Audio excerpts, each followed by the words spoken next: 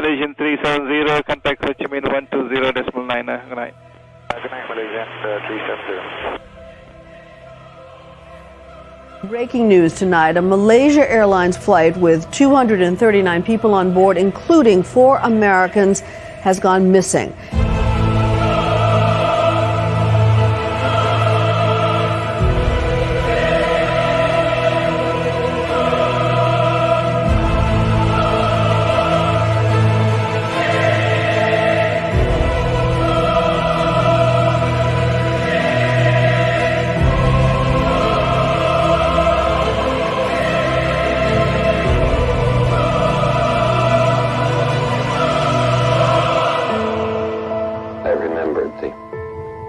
From the Hindu scripture, the Bhagavad Gita, Vishnu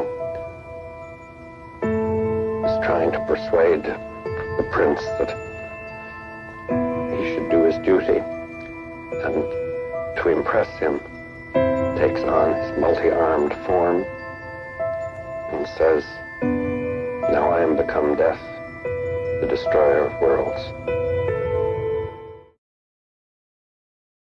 Welcome to the stream, everybody. It is Wednesday, Secret Science Wednesday. I see a bunch of people in the chat. Thank you guys for being in the chat early. You guys are awesome. I'm your host, Ashton Forbes, and we review science on Wednesday. Today, we've got a huge stream for you guys.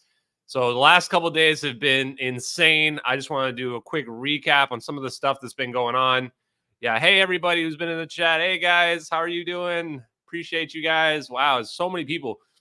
Also, just been having like so many people following out of nowhere. I think the redacted stream, the redacted replay, they re-uploaded my interview from like 4 months ago, and I think I had like 750,000 views. Like people are going wild on it now, and it goes to show. This is what I've been saying: is that when you initially come out with something that's as incredible as what we've been promoting, really MH370X.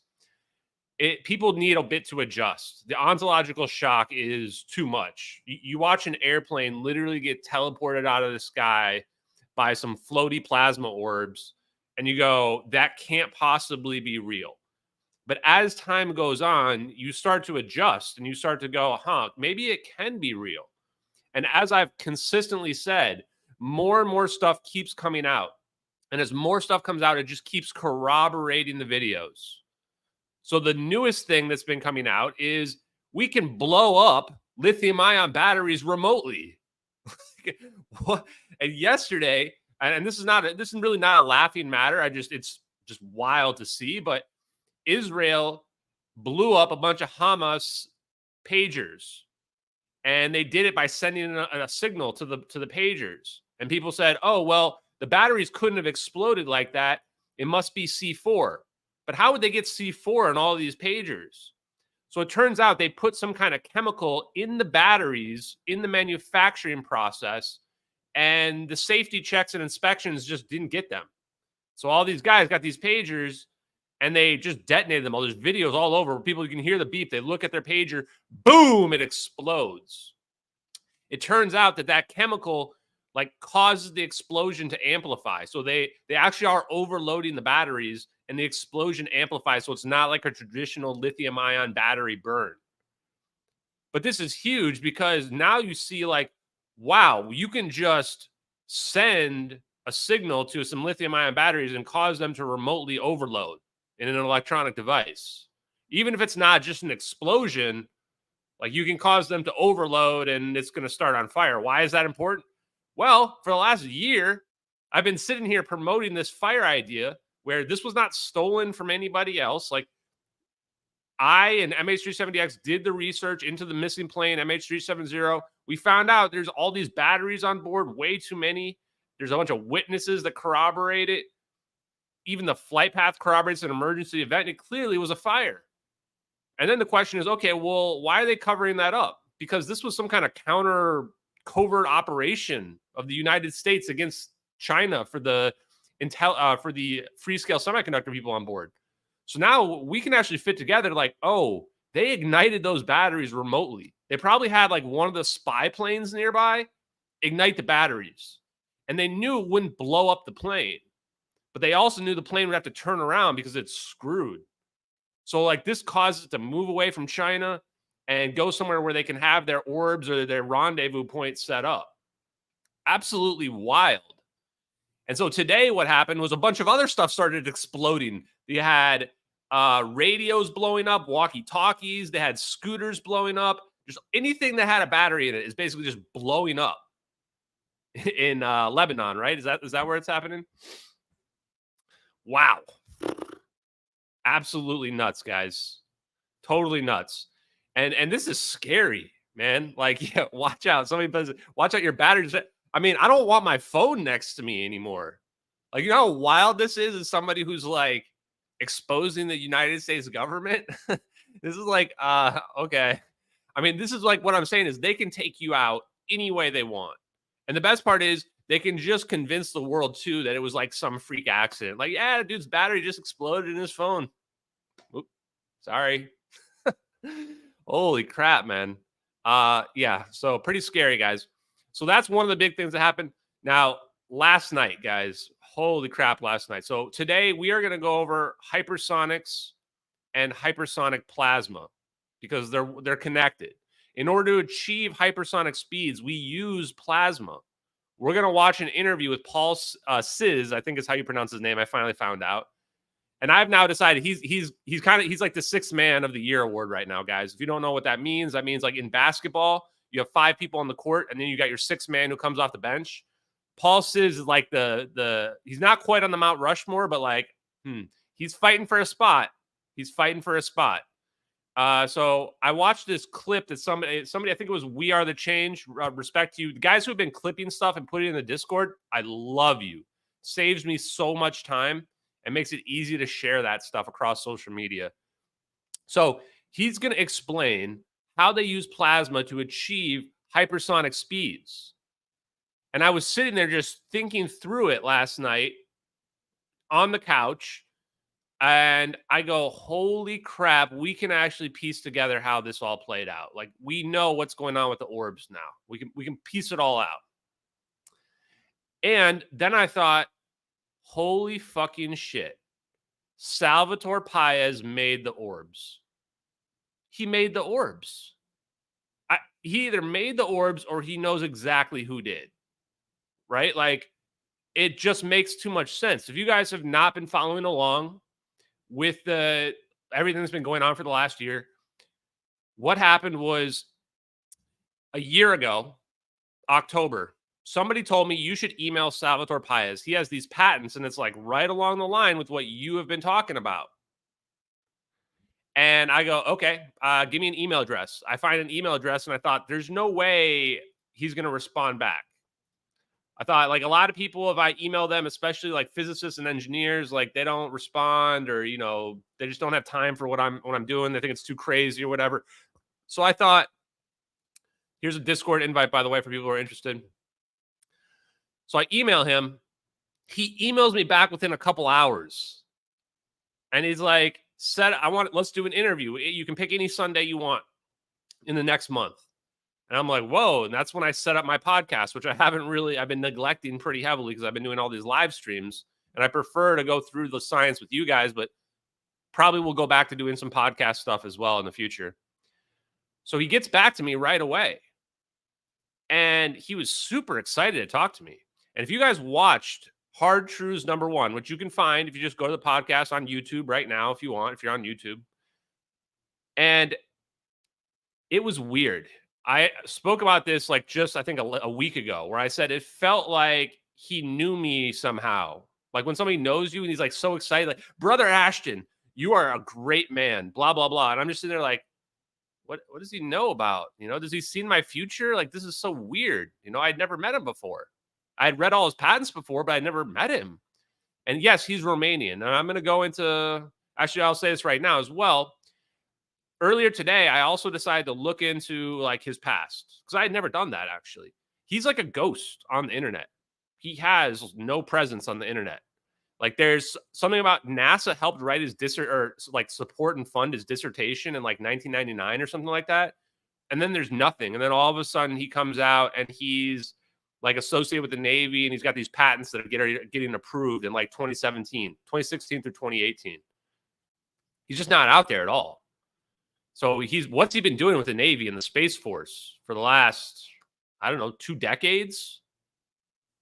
Not sure. So then last night I'm thinking about it. I'm going, wait, he didn't see my future. I'm going, he made the fucking orbs. He made the orbs. That's why he's so excited. He's going, this guy, random social media guy who doesn't know anything about electrical engineering, figured out that these orbs are us. Everybody else looks at the MH370 videos and they think this has got to be aliens. But this guy, Ashton Forbes, was coming along. He's going, no, this has got to be us, because when you look at the drone video, you can tell that the operator knows what's going on.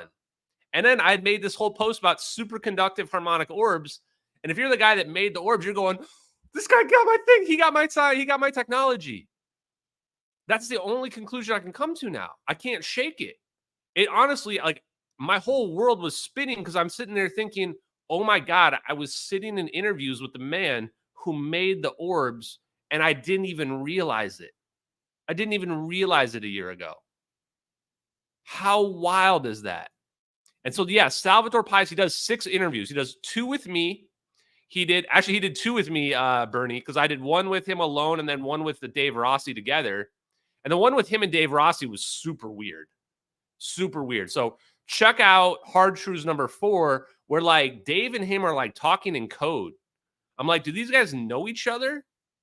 Like, 'cause you got to realize, like, what I started to realize after that was that, like, these engineers in like the defense world, like, there's not that many of them, and they like know each other. And so he does one with Jeremy Reese. He does one with APEC, and that's where I was like, that's where I met Dave. Actually, was with the APEC one. He also did one with Kurt Jamangle. Did one with Project Unity, and then he just gets gagged. It's clear he got gagged after that. Clear.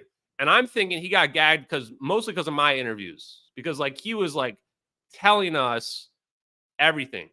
So I was like writing down every single scientist he told me, because I could just tell this guy was legit. Wrote down every scientist, every concept he mentioned, and I spent the last 10 months researching every single one every single day to get to the point where we're at now. And the reason this is going to lead up to something, which is that now, after watching the Paul Sis video, this guy was in aeronautics and aeronautical engineering for like 40 years. And he worked at, what's the base? Wright-Patterson. Wright-Patterson, I think, is Area 51, right? He worked at Wright-Patterson. This guy worked for McDonnell Douglas, which I think, who'd they get bought up by? Like Boeing or one of the big aerospace companies. And the guy's just talking about hypersonic speeds and plasma, and using plasma for it. And you realize, holy crap, we've had this for decades. We've had this for decades. And what did we do? We started using plasma to like put it in front of our craft so that when our craft moves, it reduces the drag and it actually helps propel the craft forward. And we know the physics on how it works now. It's 0 point energy. It's all 0 point energy based. It's reducing the inertia. Therefore, it reduces the drag. And then they decided, oh, crap, why do we even need to have a craft at all? The craft actually gets in the way because you have to have a person in your craft, and you don't want it to heat up too much because you don't want to melt the person inside of the craft that the plasma is pulling forward. So what's the next logical step? No craft at all. Just have the plasma. Just put a small, tiny device inside the plasma that can direct your plasma around and maybe communicate with the plasma so that you can move it around wherever you want. And you just go, holy crap. So what did I find today? Today, I found the mother lode. And I've been using this Ian Carroll. Shout out to Ian Carroll. Told me to use this Obsidian app. And I've been using this. And we're going to look at it here in a minute. And I was digging through, doing a deep, like what he would call a deep dive on hypersonics and plasma. And I find this article from the War Zone in 2020. This article from War Zone in 2020 lays it all out, like talking about using plasma and lasers. And I'm going, what? This is what we're looking at in the videos.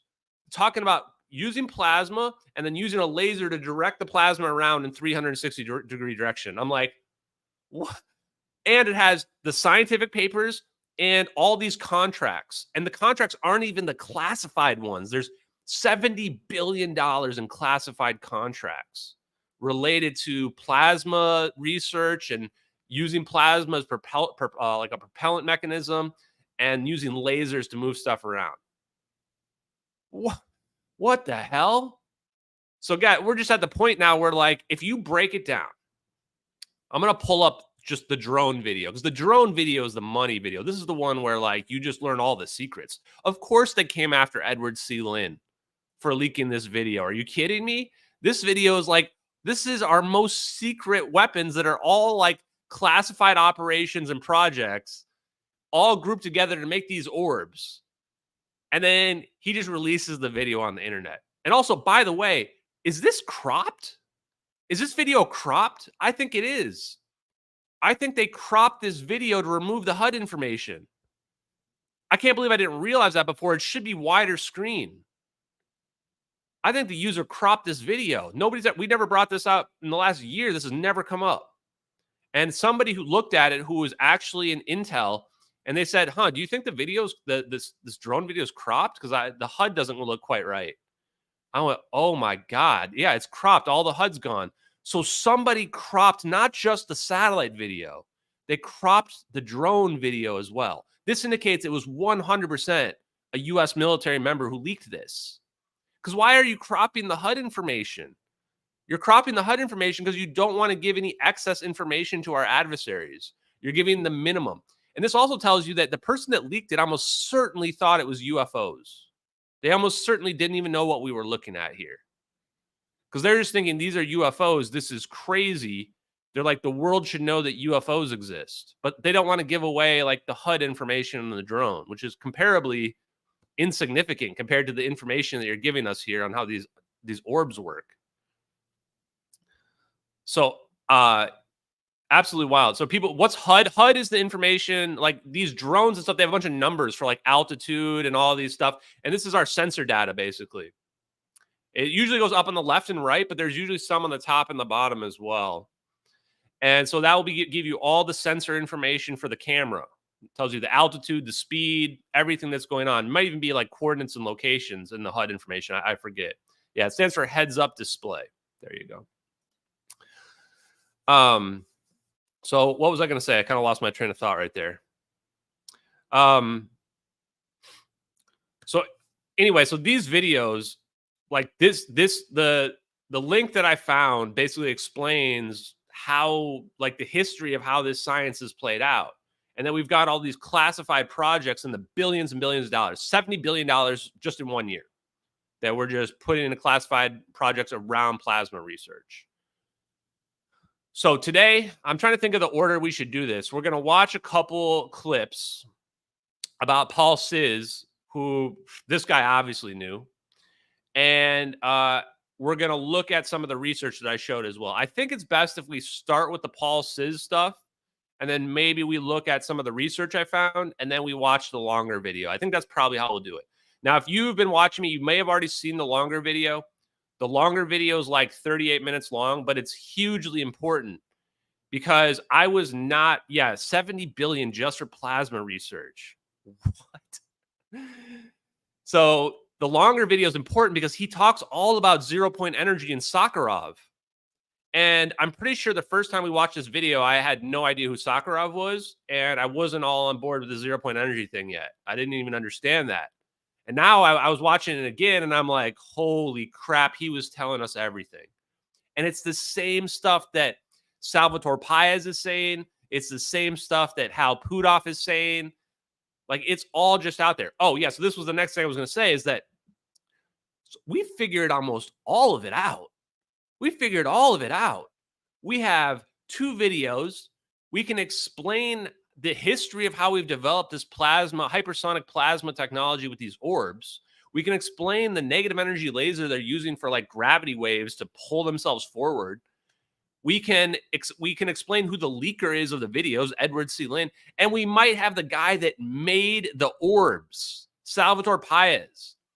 If you look at his patents and add them up, it adds up to the orbs. magnetically confined fusion reaction. That's what we're seeing with the orbs of the plasma. That's a magnetically confined fusion reaction. It's not a tokamak. It's not the donut thing that we're doing. It's like an actual ball of plasma that's being magnetically confined. Yeah, hold on, chat. I'm moving my phone further away. If it starts beeping, by the way, if you see me jump, it's because it starts beeping. So just a heads up. And then his other one, piezoelectric induced superconductivity. In my interview with Salvatore Pais, he mentioned several times you can induce superconductivity without metamaterials. I was all in on this idea. Well, you need to make a metamaterial to get superconductivity. He's like, no, you can just like a certain resonant frequency vibration can cause superconductivity. And he's saying that because you can just induce superconductivity in the plasma. And then the high frequency gravitational wave generator. Like we're seeing the lines of the orbs. And in fact, when they converge as well, they're probably just crossing the beams, just like Bob Greenyer talked about as well. Absolutely wild. And so this is what I'm going to say. So I have been in some communications with Salvatore Pais. I'm not brave enough to be like, hey, man, did you make the orbs? Plus, I like really, really don't want him to go to prison. Like, keep in mind, guys, the reason why people like Lou Elizondo and David Grush are like tiptoeing around the technology is because they'll go to prison if they even mention any of these black projects, these special access programs. And these special access programs are where we're making these weapons and making this stuff like the orbs. So if they even mention that, they go to prison. If Salvatore Pais even mentions that he made the orbs, he might go to prison. So I'm actually like afraid to even ask. But Salvatore Pais has asked that if I get asked on Joe Rogan or Tucker Carlson, he wants to come with me. So if you're out there and you're listening, Joe Rogan, Tucker Carlson, or any of your people, Salvatore Pais, the person who I've personally identified as the person who made the orbs for the U.S. Navy, wants to come on your podcast with me and go over it. Now, the question is, why would Salvatore Pais want to go on Joe Rogan or Tucker Carlson with me? Well, I think that we can figure it out at this point, right? We can figure it out. So he actually sent me that email like a week ago, and I hadn't replied yet. And last night when I was sitting on there, I was sitting out there going, wow, Sal made the orbs. I immediately went back to the email like, yeah, you can go on Tucker Carlson and Joe Rogan with me. Yep. Like, yeah, are you kidding me? Like, he might just go on one of those shows and be like, yeah, I made these orbs. So we actually have like a fourth way to prove the videos are real, which is one that I had never considered. The three ways we could prove the video are real. The government admits the videos are real. They've ghosted me. They know the videos are real. There's a bunch of people in the government that know the videos are real. That would be one way to pull it off. The science being real is another way to prove the videos are real, which that's going to happen. It's just a matter of when. The third way would be Edward C. Lin coming out. Edward C. Lin comes out. The videos are going to be proven to be real as well because he's the one who's leaked them. And then the fourth way now is if Salvatore Pais or somebody else who made the orbs comes out. Somebody asked, like, how sure are you of it being Salvatore Pais? That's a good question. Let's say 75%. I would say I'm 75% that he either made them himself or he knows the person that made them. Like, he knows about the project and he was familiar with it. Because here's the question. Why are Salvatore Pais's patents, why were they approved? Why were they approved? This is what everyone was struggling with. Why are high-frequency gravitational wave generator, piezoelectric-induced superconductivity, inertial mass reduction for a trans-medium craft? These don't amount up to a UFO. They mount up to plasma orbs. Why did we let those approve? I think that the reason why we let them get approved was because China has already figured it out. China has already figured it out.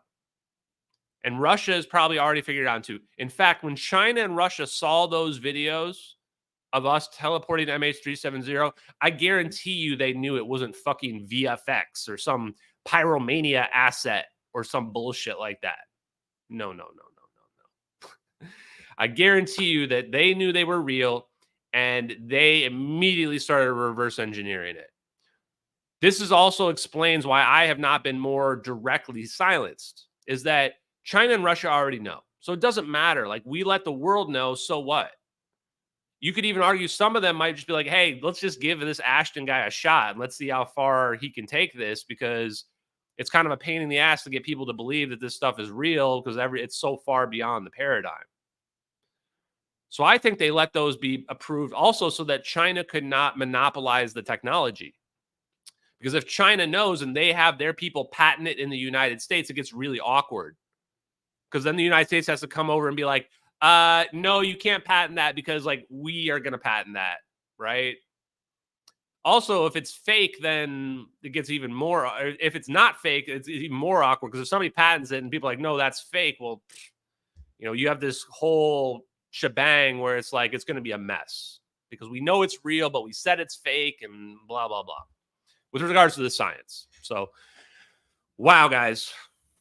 Wow. What a last, like, 24 hours we've had, chat. What a last 24 hours.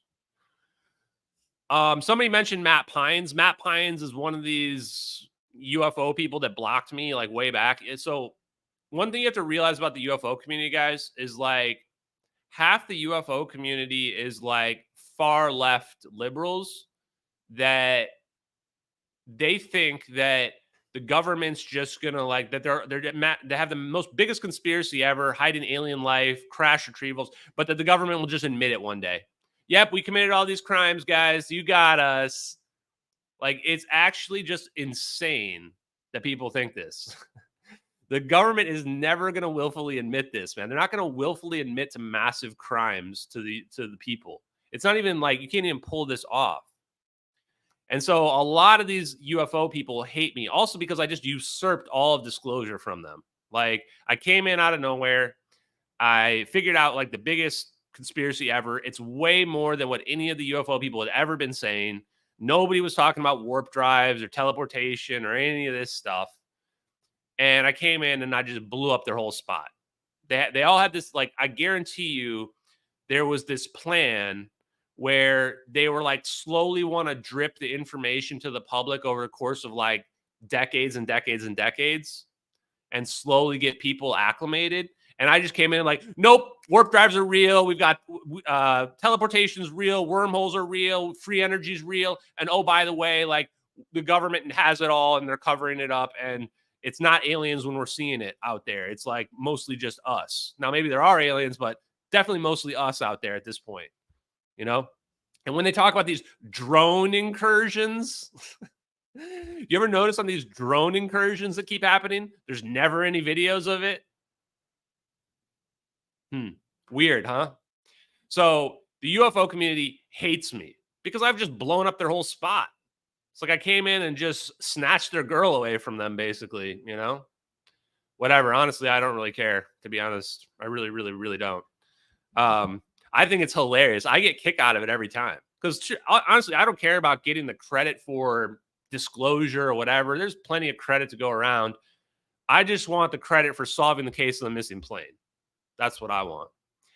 And I just think it's hilarious because now you see these people are all playing catch up. They're like, if Ashton's talking about warp drives and wormholes, now we got to start talking about warp drives and wormholes. Like, Lou Elizondo, like, writes this whole book. I was already talking about for a whole year. And these guys got to jump in and talk about it. I'm like, well, I've already been explaining the science to my 168,000 followers. It just cracks me up every time I see them. So anyway, okay. That's enough of that. Let's dig into it, guys. So I hope you guys are having a great night tonight, chat. I really do. We have the best community, like, and we're not sitting here talking about stories and what have you. We're just digging into hard science. Like, I love that we're making science cool again. We're making electrical engineering and physics cool again. It used to be boring. No one liked physics. No one liked science. And then you're like, hey, we can get free energy. We can induce free energy. We can make a warp drive like Star Trek, and we can make a wormhole also like Star Trek. It's real. And people are like, oh, well, that's fun. That's more fun than you know, shooting rockets up into the moon or some bullshit. Good. Where's the plane right now? Your guess is as good as mine. Probably disassembled and then thrown in the water or thrown in the trash. Most likely it made it to Diego Garcia, but the fact that CNN was so mad that people were saying the plane went to Diego Garcia pretty much confirms the plane went to Diego Garcia. Like, if CNN says something, usually the opposite of whatever CNN says is the truth. So if we're going to gamble, Diego Garcia. Unfortunately, I don't think the passengers survived. I've said this many, many, many times. You can find it on any of my interviews. I think that the fire event, those lithium-ion batteries, all that, like, it's nighty-night, unfortunately. Now, if anybody did survive, there's a chance, then the U.S. government would be holding them as wards of the state, which basically means that the government is responsible for them, but the government cannot let them ever interact with anybody ever again. Because the moment they do, they blow up the whole conspiracy. So you would probably send like, you would probably send Philip Wood into like witness protection for sure. And I'm going to disagree with Bernie here. There's basically no chance that MH370 is MH17. It's not really possible. The reason why it's not possible, especially after talking to Billy Vincent, who was former security director at the FAA, you can't land a commercial plane somewhere. You can't land a commercial plane at a commercial airport without people knowing. That's not a thing that you can do. So this idea that somehow MH370 got to Amsterdam at the commercial airport filled with dead bodies and then flew over Ukraine and got shot down. Sorry. I know this is one of those things where my conspiracy followers, which I love you guys. I love you guys in your conspiracy mind. You're hitting on 19. In fact, in this case, you're hitting on 21. We already got 21 here. We don't need any more. You know, we don't need to hit it again. We've already got the perfect score. But there you go. Okay. And no offense to anybody, but I don't really do sending videos or whatever. I used to get a lot of videos usually sent to me. And I don't like analyze people's videos or whatever. I'm not an expert at analyzing videos either. This is an extremely rare circumstance where we had a missing airplane that made no sense at all. There was no official answer for what happened to the plane, where we found two videos that were directly connected to the plane. And you have this whole story that just like has not been covered in mainstream media at all. So it's a completely unique situation. This is why I also don't post a lot of UFO videos either. There's just like lights in the sky and stuff like that. It doesn't do anything. Like if somebody can look at your video and say, well, that's a Starlink satellite or that's a balloon or something like that, then even if it's real, there's nothing you can really analyze for it. You know, you really need, like, that's why these videos are so huge, because we're looking at real military footage and real military footage in infrared and in thermal and what have you, where like it's undeniable. The details that you see are undeniable. You can't claim that it's a balloon or any of this other stuff. It's showing real physics in super high depth. So yeah. So the best you can do if you want me to look at something is post it in my replies on Twitter. I only look at my Twitter replies. I don't look at like Instagram or TikTok stuff at all. And I can't reply to all my DMs either. So you can hit me up if you want the DMs, but no guarantee I'm going to respond. Okay. Can we place bets on Ash and Forbes having been an MH370 passenger? It almost makes you wonder, because like to figure this out, you almost think you have to have inside information, which is why like some people have speculated that like people are telling me stuff. Like I've been like, people have like leaked me info that like the intel agencies like think that somebody's leaking me info, because like how could somebody figure this all out, put all this together, you know, and push past all the bullshit debunk attempts and everything like that? And no, nobody has leaked me anything. So like yesterday when I was like, I'm just Sherlock Holmes in this bitch, like Salvatore Pais didn't even tell me anything to make me believe that he made those videos or made those orbs. I can't come up with any other answer. Oh, and thank you very much, Adeptus. I didn't thank you very much for this this donation before. Appreciate you, brother. Oh, and also Tracy. I think it was Tracy that sent me a donation in Cash App. Thank you very much, Tracy. Big shout out to you. I appreciate it. I believe it was $20. Very nice of you. Very, very nice. Okay. Woo! Let's get into it. Oh, also, shout out Ripple Moon, baby. Ripple Moon. If I do another conspiracy, it's probably going to be Ripple Moon because it's just weird. Ripple Moon is awesome, man. If you guys don't know what Ripple Moon is, search on my Twitter for Ripple Moon. Weird. Yeah, Candace Owens was trying to get me to research if we actually went to the moon or not. Which, you know what? Like, I'm at a point now where, like, I don't rule anything out. Moon landing faked, little far-fetched for me, mostly because I think you can just, like, look up at the moon and you can see where we landed on it. But I do think it's extremely weird that we just stopped going back to the moon in, like, the 60s. We're like, yeah, we're good. We don't need to go back anymore. Like, okay. For 50, 60 years, we just don't need to go back to the moon anymore? Like, why is that? And I think the real answer, my opinion right now, which is subject to change, is that if we've got plasma orbs that can just float to the moon safely with no risk, why would we send humans up in a rocket that can explode and any millions of things can go wrong? We wouldn't. Why waste the money? Why waste billions of dollars to send human beings up to the moon? We can just send a plasma orb up there with a camera and it can just film whatever we need to see. We don't need to send people up there anymore. That's the real reason why I think. So that's why most likely the next thing I'll look at, if there is a next thing, hopefully there is the Secret Space Program, SSP. I don't really know anything about it other than this idea that there's this secret space program that's out there. And this guy, Gary McKinnon, hacked into NASA and he found that they were airbrushing photos and like removing stuff out of photos, which I 100% believe. I'm sure NASA's full of shit. I'm sure NASA's airbrushing stuff. He also found some kind of list that claimed to be like people that we had that were like on other planets or something like that. Pretty far-fetched, but it seems like it could be a fun thing to look into. Okay. So yes, when did we achieve the orb technology? Well, we're going to look into that. So this first clip that I'm going to play is Paul Sis, and this clip is from like the early 2000s, maybe even the late 1990s. On the whiteboard in the back of this video, you're going to see it says 1997, 1998.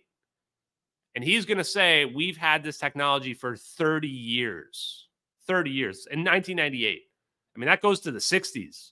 That's why I was like, wait, what? And so I'll play this out. When I show this clip, I'll talk through what I'm thinking here with you guys, and you can let me know. Which one is it?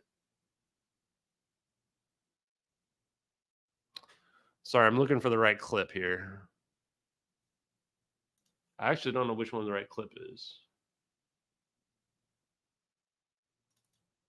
Is this one? That's not that one. It's not that one. Oh, okay, we got it.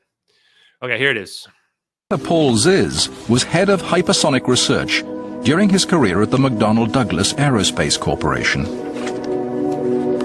And these were the concepts we were looking at 30 years ago. He has no doubt hypersonic aircraft are already operating. Well, I think the technology for flying 6 to 12 times the speed of sound existed 30 years ago.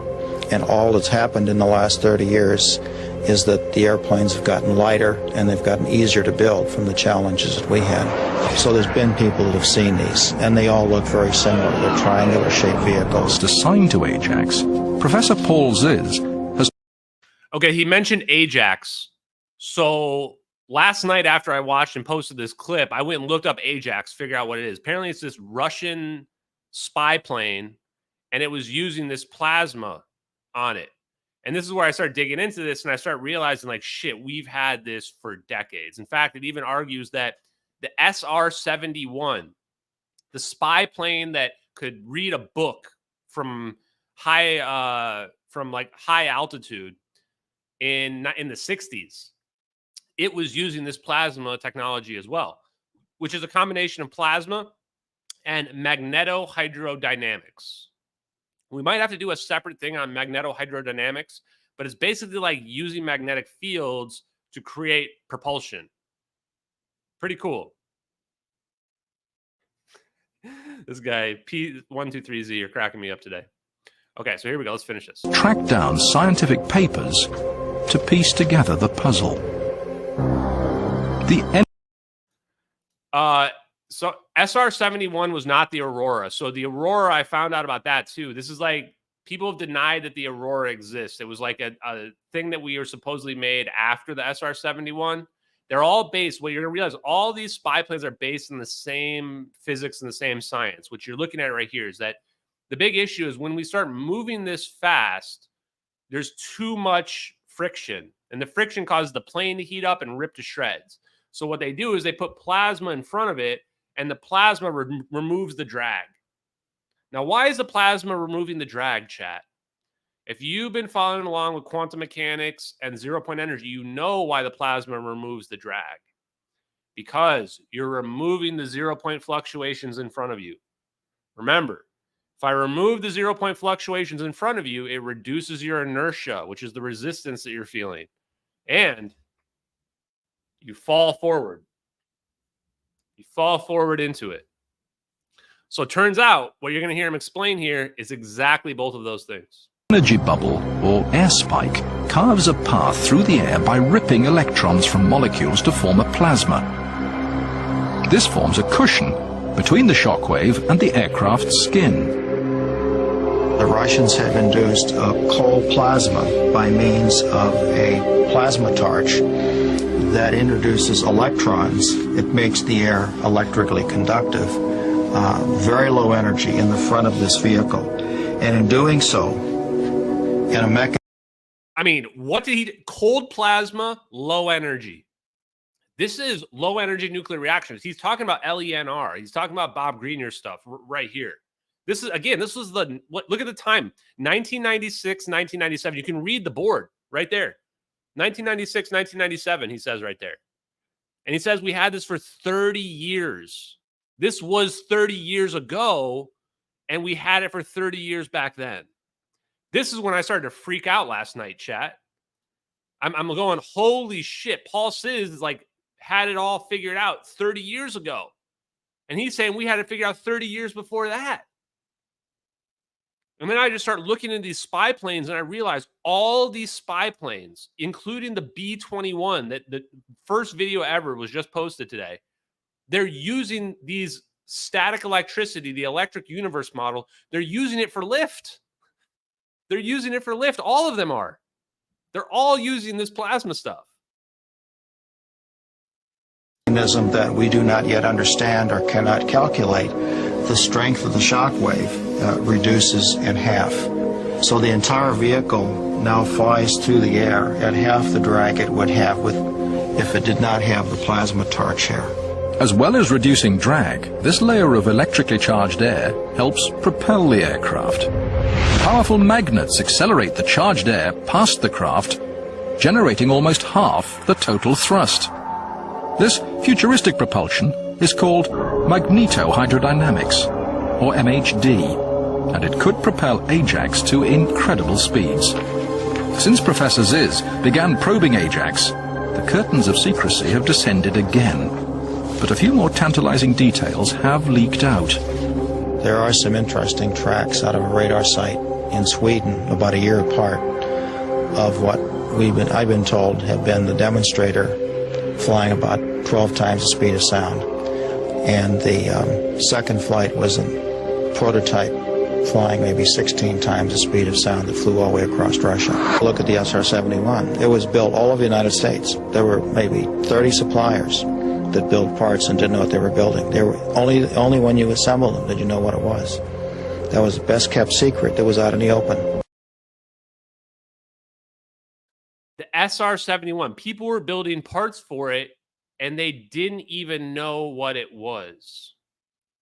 Yo, if you guys like synchronicities in the chat, Magneto from X-Men. That was my favorite superhero / villain. I was that person that liked the villain more than I liked the hero. Magneto was by far my favorite, had the coolest power out there. Now it turns out magnetism is the secret to everything. Amazing. Absolutely amazing. I have to play the theme song.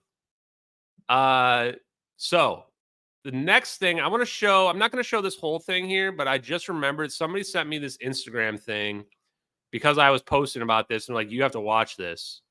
So hopefully this works. I don't know if I can make it bigger. Whatever. Who cares? Doesn't need to be perfectly big. Wait, how do I make the sound go? Like slamming the car door. We can already get rid of sonic booms, and that secret technology is one of the reasons why people sometimes get injured when they accidentally witness a UFO. Let me explain. This is Lieutenant Colonel Ron Blackburn of the U.S. Air Force. Blackburn is a bit of a mystery. He was a senior scientist at Lockheed Skunk Works and also a microwave specialist at Kirtland Air Force Base, building some very specialized and important EMF and EMP equipment.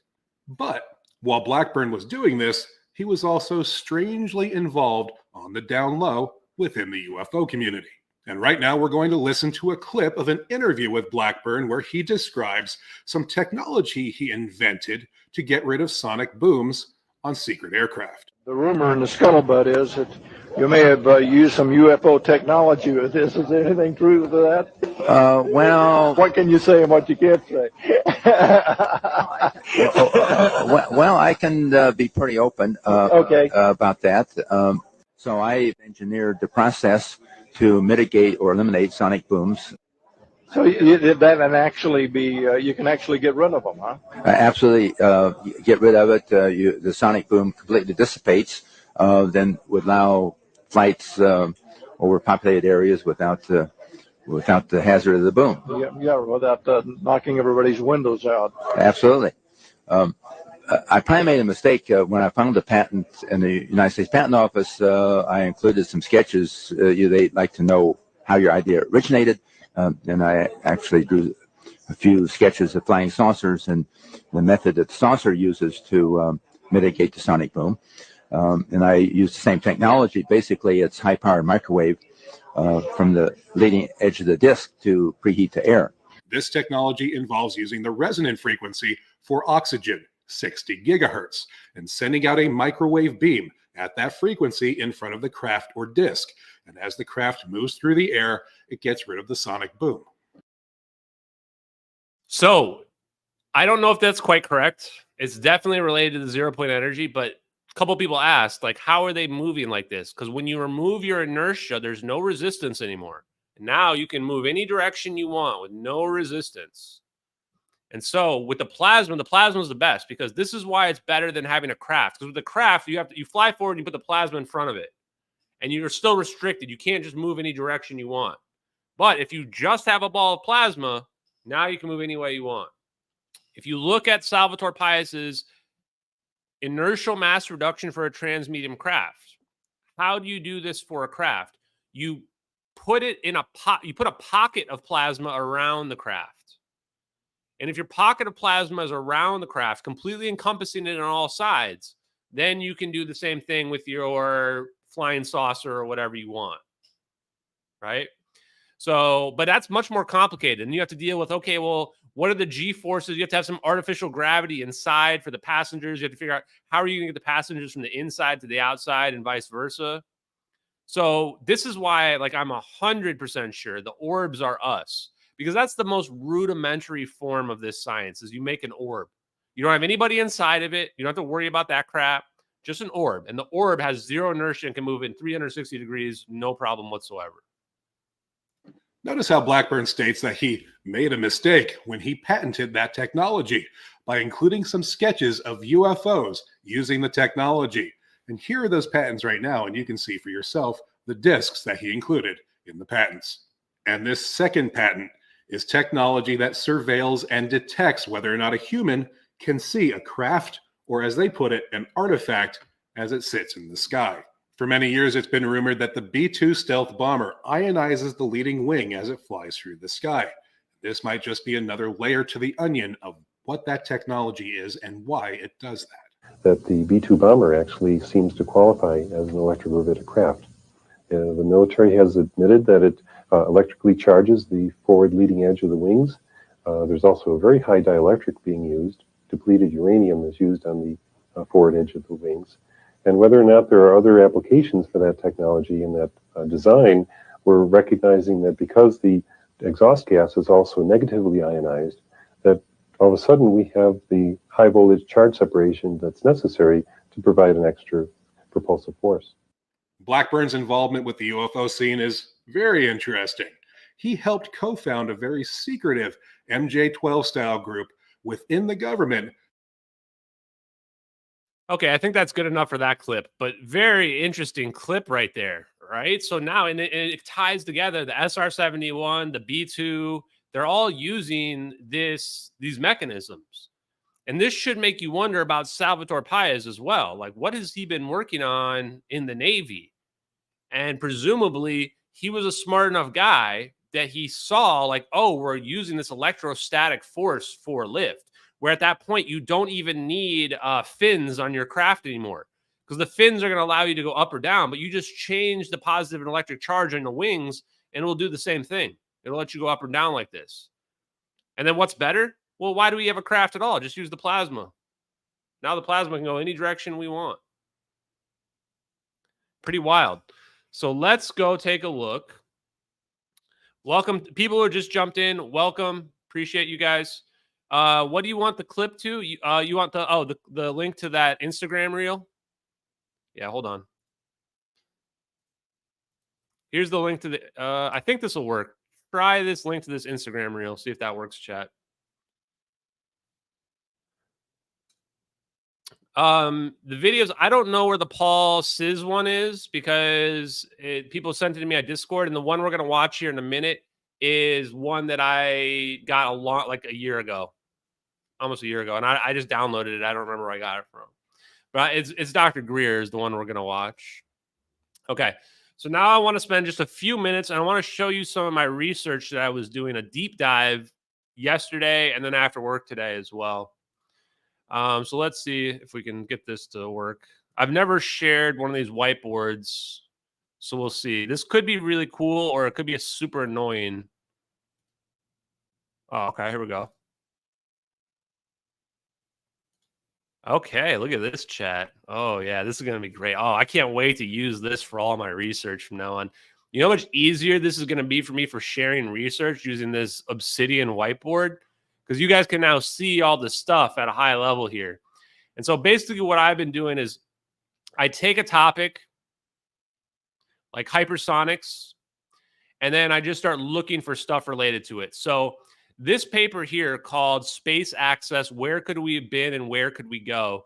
This was written by Paul Sis as well. He wrote this one. For the record, Paul Sis, or Hal Puthoff is the one that coordinated all the DIRDs. Hal Puthoff is.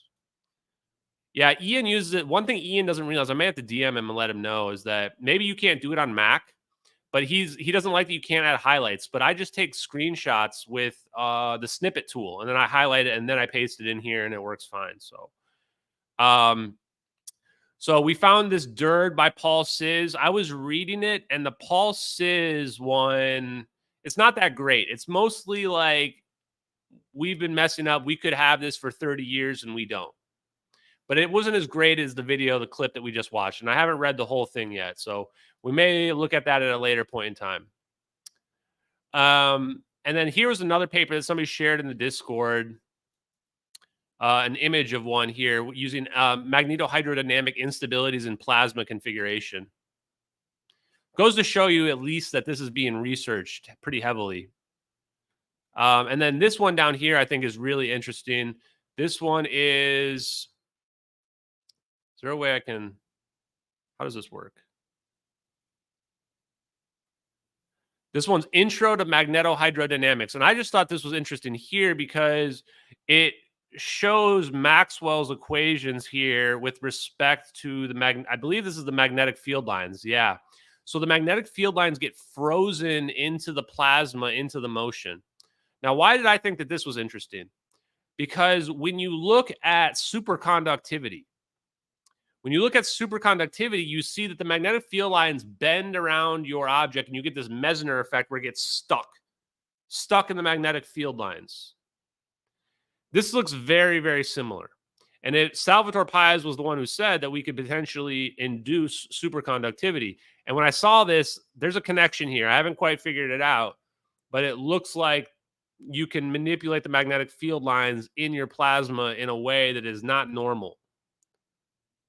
And look at this. The magnetic field lines are frozen into the plasma motion. So imagine that we've got this ball of plasma. Well, we need to control the magnetic field. Why? We want the magnetic field to be a perfect circle so that the plasma, like, it gets to the boundary and then it comes back in. Well, this is perfect then. So then what does this mean? In my opinion, it means we just have to find the right resonance with our plasma inside of this.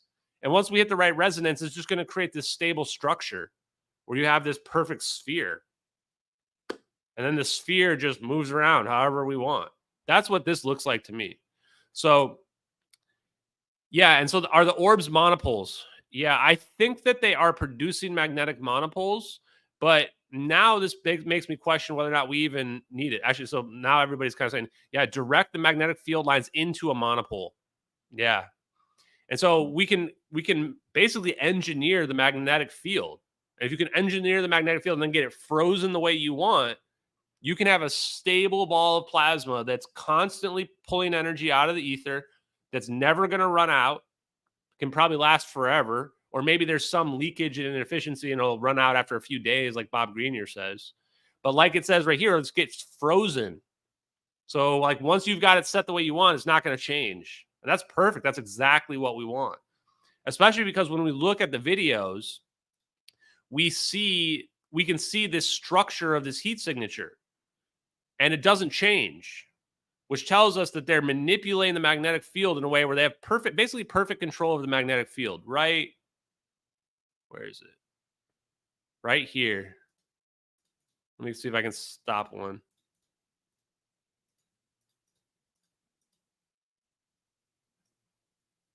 Huh. Anyway, you can see like right there, for example, you can see that heat signature there, which shows they've got this vortex and they've got this, there's an electric there's an electric asymmetry.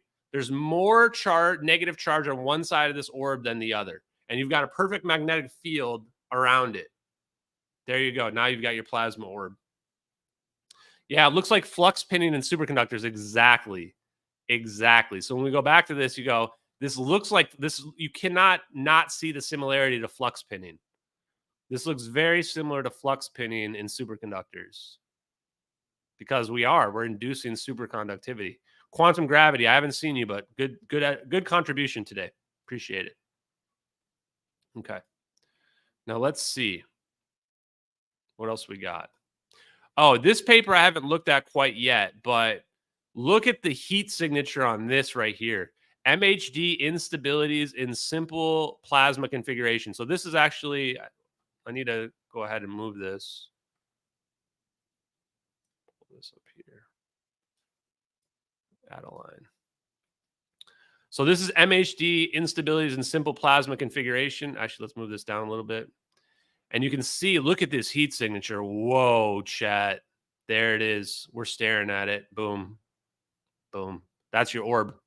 That's the perfect match of the heat signature right there. Perfect match. This heat signature, so the light part we see in the videos is this part on the right. And then this is going to be where they're creating the magnetohydrodynamic structure over to the left. Look at that. Amazing. Yeah, and this is, as J.K. Phillips at 1984. This paper's from 1984. 1984. Holy crap. This one, I got chills when I saw that. In fact, let me go ahead and pull this up. Let's pull this over here. Damn, this, boy, I am loving this Obsidian thing. It makes it so easy because then I can just double click on it and then it pulls the hyperlink up. Look at this. You kidding me? Naval Research Laboratory, 1984. And Salvatore Pais works for the Navy. Yeah, I was born in 1982, so this is like right after me. Like, and then you realize, like, well, okay, maybe we've figured out the science, but maybe we haven't figured out. They hadn't figured out at the time, like, how to engineer it yet. Maybe we didn't have the materials required to do it, or maybe we needed quantum computers, like the letter to Ashton Forbes says. I just want to see if there's anything else. I haven't read this yet, and man, these old papers are so long, 185 pages. Are you kidding me? Like, I like my scientific papers like 8 to 10 pages long. You start coming at me with 187 pages, man. I ain't got time for all that. It's 2024. Where we got Zoomers out here, man. We need, like, just give me the images and stuff like that. I have a feeling though that this paper has like everything in it, like everything, like all the secret sauce is in this paper, most likely.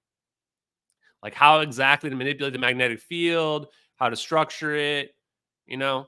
So it's important because you look at this and you realize, like, okay, well, this is like, look at this, instabilities in a toroidal plasma.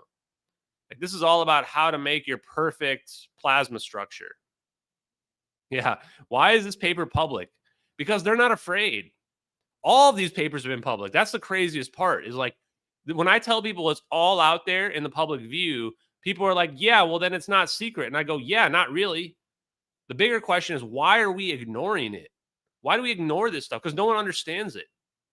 They don't get it. They literally just don't understand it. And this is the part where I hate to be rude, but I say that, like, yeah, there we go. Thank you. You said it for me. Because they know the average person is retarded. That's the reason. We're stupid as shit. Humans are stupid as hell. If humans were smart, this paper, people would be looking at these papers and they'd be like, oh, we can make plasma orbs out of this. We've got the capabilities now in 2024. In 2014, we had the capabilities. Instead, we're just idiots. And this is the part where I go, like, I was actually messaging Dave last time. I'm like, dude, like, how has nobody figured this out before I came across with this MH370X stuff? And you know what he told me? Basically the same thing, because people are idiots. Just because people are idiots, that's it. Oh, this is a really good idea. Put it in GPT-4 and have someone summarize it after summaries and re-enter it. That's actually really good. This is actually where AI is super powerful. And this is why AI is going to change the whole game. Because you can put this stuff into AI, because nobody's reading 187 pages, right? But you put it into AI and have the AI summarize it, and you can have the AI query it, and then you can get like super useful information out of the AI. That's where AI really, really excels. That's a great idea, by the way, because I'm not going to read all this shit. It's too long. It would take me like a week to read this. 187 pages long. But right off the bat, when you see the first image, you're like, okay, this is the sauce right here, chat. We're looking at the sauce. There you go. Look at that.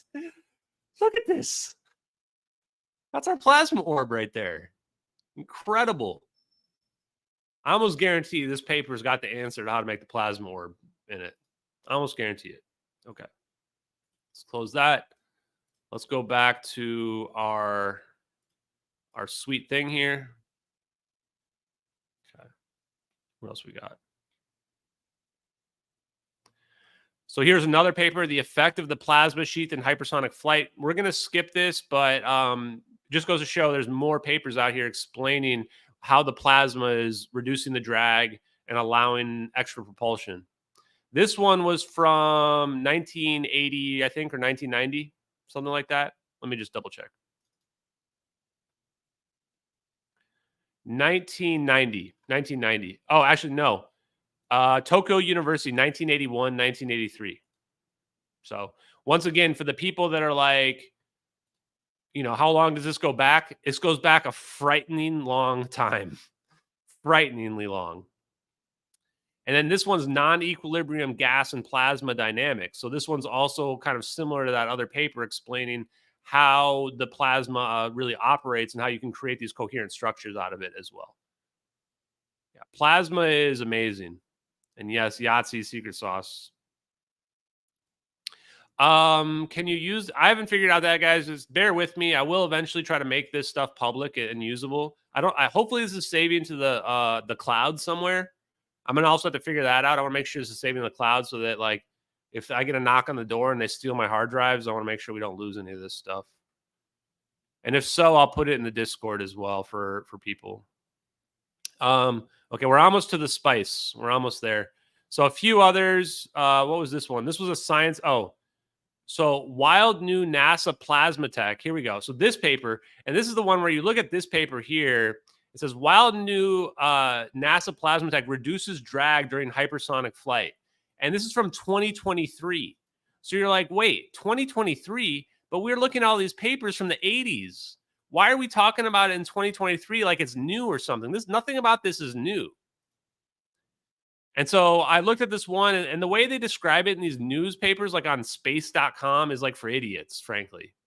And then they have a link to the direct paper right here, which is also 2023. You can see. But then, oh yeah, so here we go. In March 2023, a group of international researchers, wait, you guys can see this, right? Yeah. By the Future and Emerging Technologies program of the European Commission described a similar MHD, magnetohydrodynamic system, writing that sub-technologies such as high-temperature superconductors have reached a level of industry maturity sufficient for them to act as a key enabling technology for this application. Wow. Wow. Now we understand why Salvatore Pais has a high-temperature superconductor patent. Because just because the science was out there, it wasn't enough to build orbs yet. Like, we knew plasma research said, hey, we can make plasma orbs. But we needed high-temperature superconductivity as well. And you're going to see this is a repeat thing when it comes to these coherent plasma shapes. And this is why the person pointed out flux pinning looks very similar. Why? Well, because superconductivity, that's where flux pinning comes from. So for the people that have not seen this next video, if you don't know what I'm talking about with flux pinning, you're about to find out. This is flux pinning. This rock is a superconductor. And so it's on a magnet. So you would think it should stick to the magnet. Look at that. It's levitating above the magnet. They jiggle the magnet. You would think it should fall or move. No, it stays stuck, suspended in the air. Nothing's being applied to the rock. Just to show you that it's not fake, they actually take a loop right here and they loop it to show you there's no wires attached to it. To me, this video right here is as compelling as the MH370 videos. This is why I saw this right before the MH370 videos reemerged on Reddit. And I looked at this and I went, superconductivity must have a connection. Because look at this. That's a screw right there. Look at this screw stick to the magnet. You see this screw stick to the magnet. Just to show you, this is a magnet. They're not like cheating or anything like that. You're like, here you go. There you go. You see that? But no, when you do it with this little rock, it just floats freely, stuck in the air. I don't know if that's a camera or a microphone on top. I'm not sure. This is not the only video I have, by the way. So if you think that, oh, well, you only have one video, I have another one. I have another one.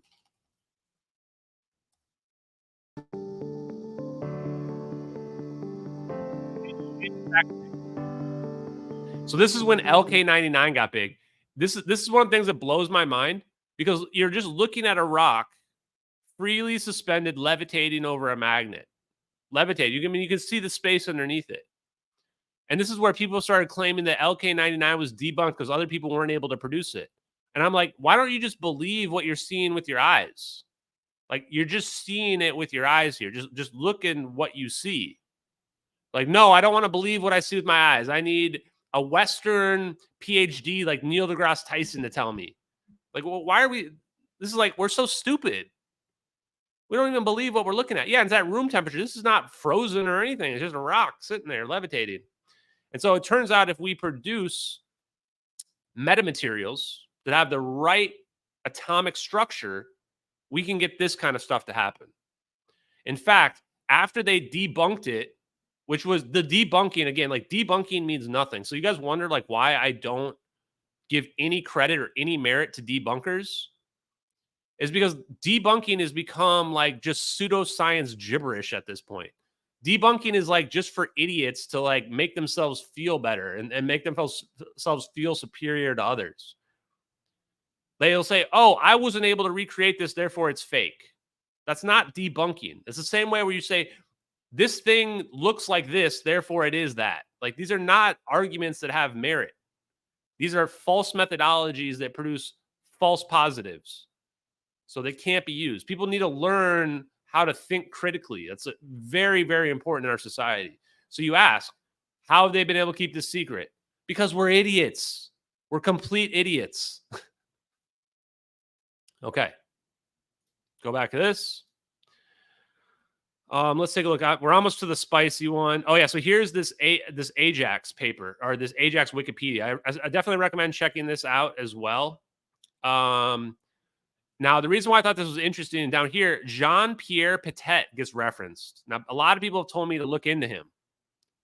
And it turns out, he says he wrote a lot, he looked a ton into MHD, magnetohydrodynamics. Magnetic field is produced by, so instead what they do is they put parallel superconducting wires on the wings of the aircraft. And this is how they can get it to lift. And this is how they don't need fins anymore. So I think if I double click this, is this the one we're talking about? Yeah, so I'm going to read this off to you guys.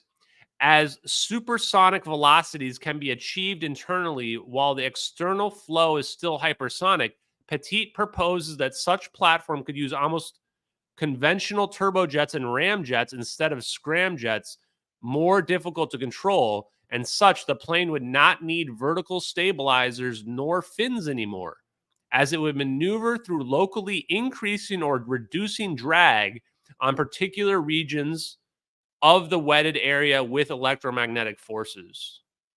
So basically you can use MHD to not need to be able winds or drag to change your, basically manipulate how your plane is flying through the air anymore. Wild. How we ignored all this? By the way, that paper from Petit here was from like 2001 to 2004. So again, 20 plus years ago. Yeah, nobody goes looking. Nobody goes looking for any of this stuff. Okay. Now, the best paper here by far, which was this Warzone one. My God, this Warzone one, chat. So I'm just going to read and say, here's I'll post a link to the Warzone paper. I also posted it on my Twitter account earlier today. I'll put it in the chat for you guys. This is the biggest one. I couldn't believe I found this. I couldn't believe this is out there. So in summary, this paper here from the Warzone has all these scientific papers. It's like 30 pages long. It has all the scientific papers listed out from people that have been researching plasma, MHD, lasers. And it also has a bunch of awards, like monetary awards for research into them and for producing this stuff. Basically says that the DOD was just anybody that was researching plasma and hypersonics, they would just give them money. Here's money. You're researching hypersonics, here's money. Completely wild. So let's read of some of these. The Department of Defense has also tested and studied various methods of steering and reducing the drag experienced by hypersonic vehicles for decades. For example, the military has researched the use of lasers to reduce the air density in front of the vehicle and looked at leveraging the high rates of spin and vibration of electrically charged surfaces to achieve similar results as the system being licensed by Langley. What? Chat, let's add a red on that one. Are you kidding? This is basically exactly what Salvatore Pais was talking about, using high frequency, high spin, high vibration, electrically charged surfaces. He literally says that. Guys, go check out Salvatore Pais' patent. It's exactly what Salvatore Pais is saying in his patent. How weird is that? Now do you guys get why I'm like, Salvatore Pais made the orbs? He made the orbs. So let's start on the left over here. Okay. Check out this one. There's no doubt energy deposition research at various stages in the classified world as well, especially now, given that the DoD is poised to spend over $71 billion on classified programs in 2021. One can only imagine what types of undisclosed hypersonic platforms and directed energy systems are being developed, given that these are two of the most strategically competitive areas of weapons development today. Oh, we're going to talk to Salvatore Pais again. We're going to talk to him again. It's going to happen. Once he's not gagged anymore, it's going to happen. We've already been talking about behind the scenes. I mean, honestly, I'm worried to talk about more because I don't have any questions that aren't like bangers. Like my questions are going to be like, okay, so did you make the orbs? Like I'm getting good enough at the science now where it's like, it's going to be mind blowing. Okay. Next one. And these are just some of you guys can take a look at that. I put the link just a few minutes ago in the chat. I just peeled out a few of the things that I thought were just wild. There's even more in there. Since the 1980s, many leading aerospace laboratories have explored the concepts of energy deposition in order to reduce drag. This concept involves beaming energy in the form of laser filaments, electric arcs, or microwave radiation along the leading edges or just in front of the aircraft in order to condition the air to be more conducive to high-speed flight. They don't even explain, like, this is it right here. They're talking about using a negative energy laser to remove the 0-point fluctuations in front of you. And when you remove the 0-point fluctuations in front of you, you just fall into it. They just don't say it. Because if you were like, hey, we're removing the 0-point fluctuations with a negative energy laser, all of physics would go, wait, what? So this is where like they just use different terminology and words in physics. This is the big trick, is that you just say it in a different way. You just keep it vague. Like we're just beaming energy of lasers in front of us and it makes it more conducive to high-speed flight. How? How is it making it more conducive? They don't say. They don't say exactly how, right? Yeah, doing the work of pushing the atmosphere out of the way. What does that sound like, chat? Like our negative energy laser that's pushing through the crowd?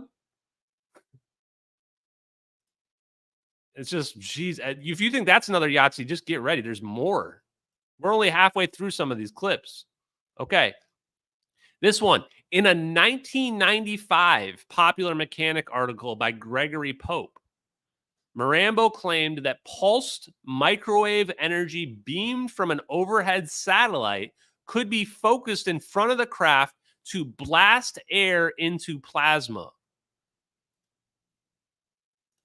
which could then be focused downward by powerful superconducting magnets circling the craft in order to create propulsion. What? Are we using satellites to create the orbs? Can we just beam down from space and just make an orb just appear? Like, if you guys don't think we have directed energy weapons in space, I don't know what to tell you, man. We definitely do. We definitely do. The Jewish space lasers or whatever it is, like, it's not that far off, man. Doesn't need to be Jewish. Like, we just have it ourselves. Man. Also, I'm just go ahead and say there's like, yeah, Space Force. There's no way that the Iran president's helicopter just coincidentally crashed. And then all these Hezbollah guys are just getting blown up by their electronics exploding randomly. There is some sketchy shit going on in this world, chat. Okay. 2004. So again, we have dates on here. I'm not going to even put that one. You guys are going to get me canceled from YouTube. I got to be careful. For anybody, I have nothing against Jewish people. I have nothing against Israel. I have no side in the conflict. So do not cancel me. I'm just out here and I just love science, chat. I just love science. 2004, commissioned by Air Force Research Laboratory. Now this one, I clicked on this hyperlink. This has to be Eric Davis's ball lightning study. It has to be. So I know so many scientific papers now that I actually know what scientific paper they're referencing, even when they don't say. 2004, Eric W. Davis was writing papers for the Air Force Research Laboratory, the AFRL, sorry. And one of them was teleportation physics study. The other one was ball lightning study. I think they're referencing the ball lightning study right here, which is all about using plasma and electrostatics to produce a plasma. Plasma is generated by electron beams and high voltage nanosecond pulses. Nanosecond pulses? What does that sound like, guys? Like our attosecond lasers? And explored aerodynamic steering using plasma energy addition using microwave-driven supersonic plasma wind tunnel. So they're definitely talking about Eric W. Davis's ball lightning study right here. I'm almost sure, even though the hyperlink here didn't work, but that's almost certainly what they were talking about. Yeah, we bet, guys. Is anyone else going to paint their roof blue on this weekend? just to be safe. I also kind of want to put my phone in a Faraday bag, but I don't know if it's going to like work then. Okay, the last one. Here's another 2015 Naval Research Laboratory. It's always the Navy, right? Over and over and over again, Navy, titled Guiding Supersonic Projectiles Using Optically Generated Air Density Channels. So what does optically generated mean? Laser. So again, they're just using funny terminology here, but optically generated generally means lasers.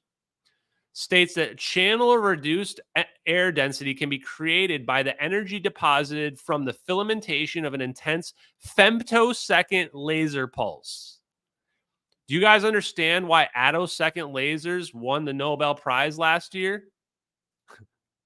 How many of these things that I just read you guys that talk about using nanosecond, attosecond, all these different types of lasers? They're using a negative energy laser and they're reducing they're not reducing the air density.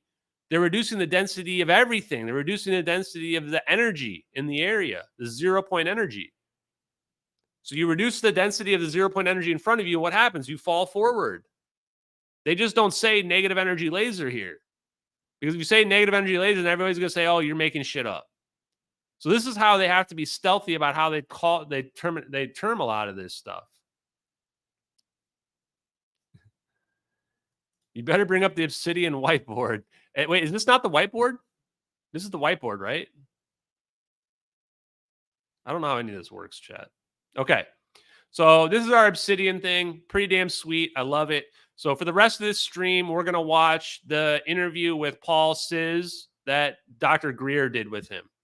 Because now we know way more about the science. We know a lot more about 0-point energy than we did a year ago.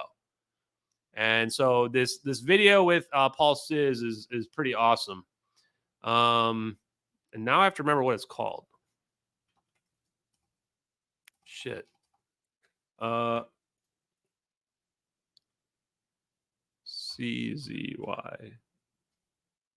Okay, UFO cover up with Paul Sis. Okay.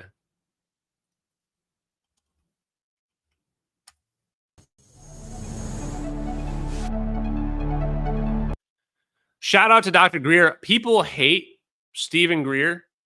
I don't hate him. Stephen Greer has the best comprehensive engineering research out of anybody in the UFO community, and it's not even close. It's not even close. He has been talking to the Black Project engineers for decades and decades and decades. Whether or not you agree or disagree with CE5 stuff, I actually don't agree with the CE5 stuff. I don't agree with taking people out to Joshua Tree or wherever and charging them thousands of dollars to shoot lasers in the sky. I don't agree with that.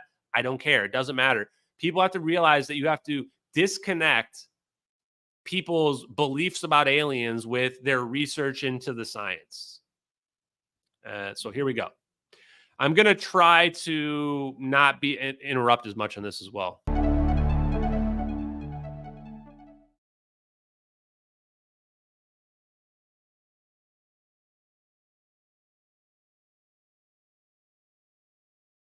And I'm going to not answer too many more questions, but I will answer this one. Did you figure out what you needed to learn from the Graybearded Man?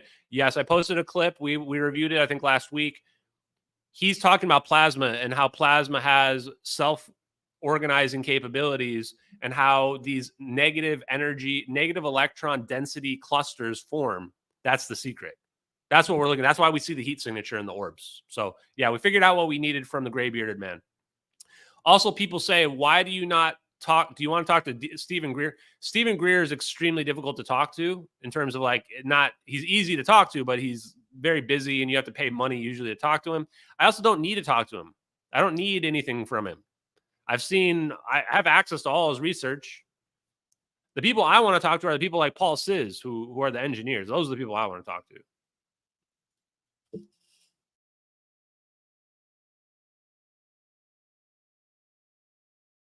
I'm a graduate of Parks College, started in the Air Force at Wright-Patterson, and was in the Air Force for 2 years and stayed an additional 6 years working in research. And then I returned to McDonnell Douglas and stayed there for 30 years, and finally ended up at Parks College again as an endowed chair. And at McDonnell Douglas, what was your work there? It involved a lot of high-speed work, hypersonics. We worked on things that flew from Mach 4 to Mach 12. Had some airplanes that flew Mach 12 all the way around the world. And just for the benefit of people, can you just explain what the Mach refers to? Mach number is how many faster than the speed of sound you are. So literally a Mach 12 airplane flies about 12,000 feet per second, or about 14,000 miles an hour, and it could fly all the way around the world. Almost built it.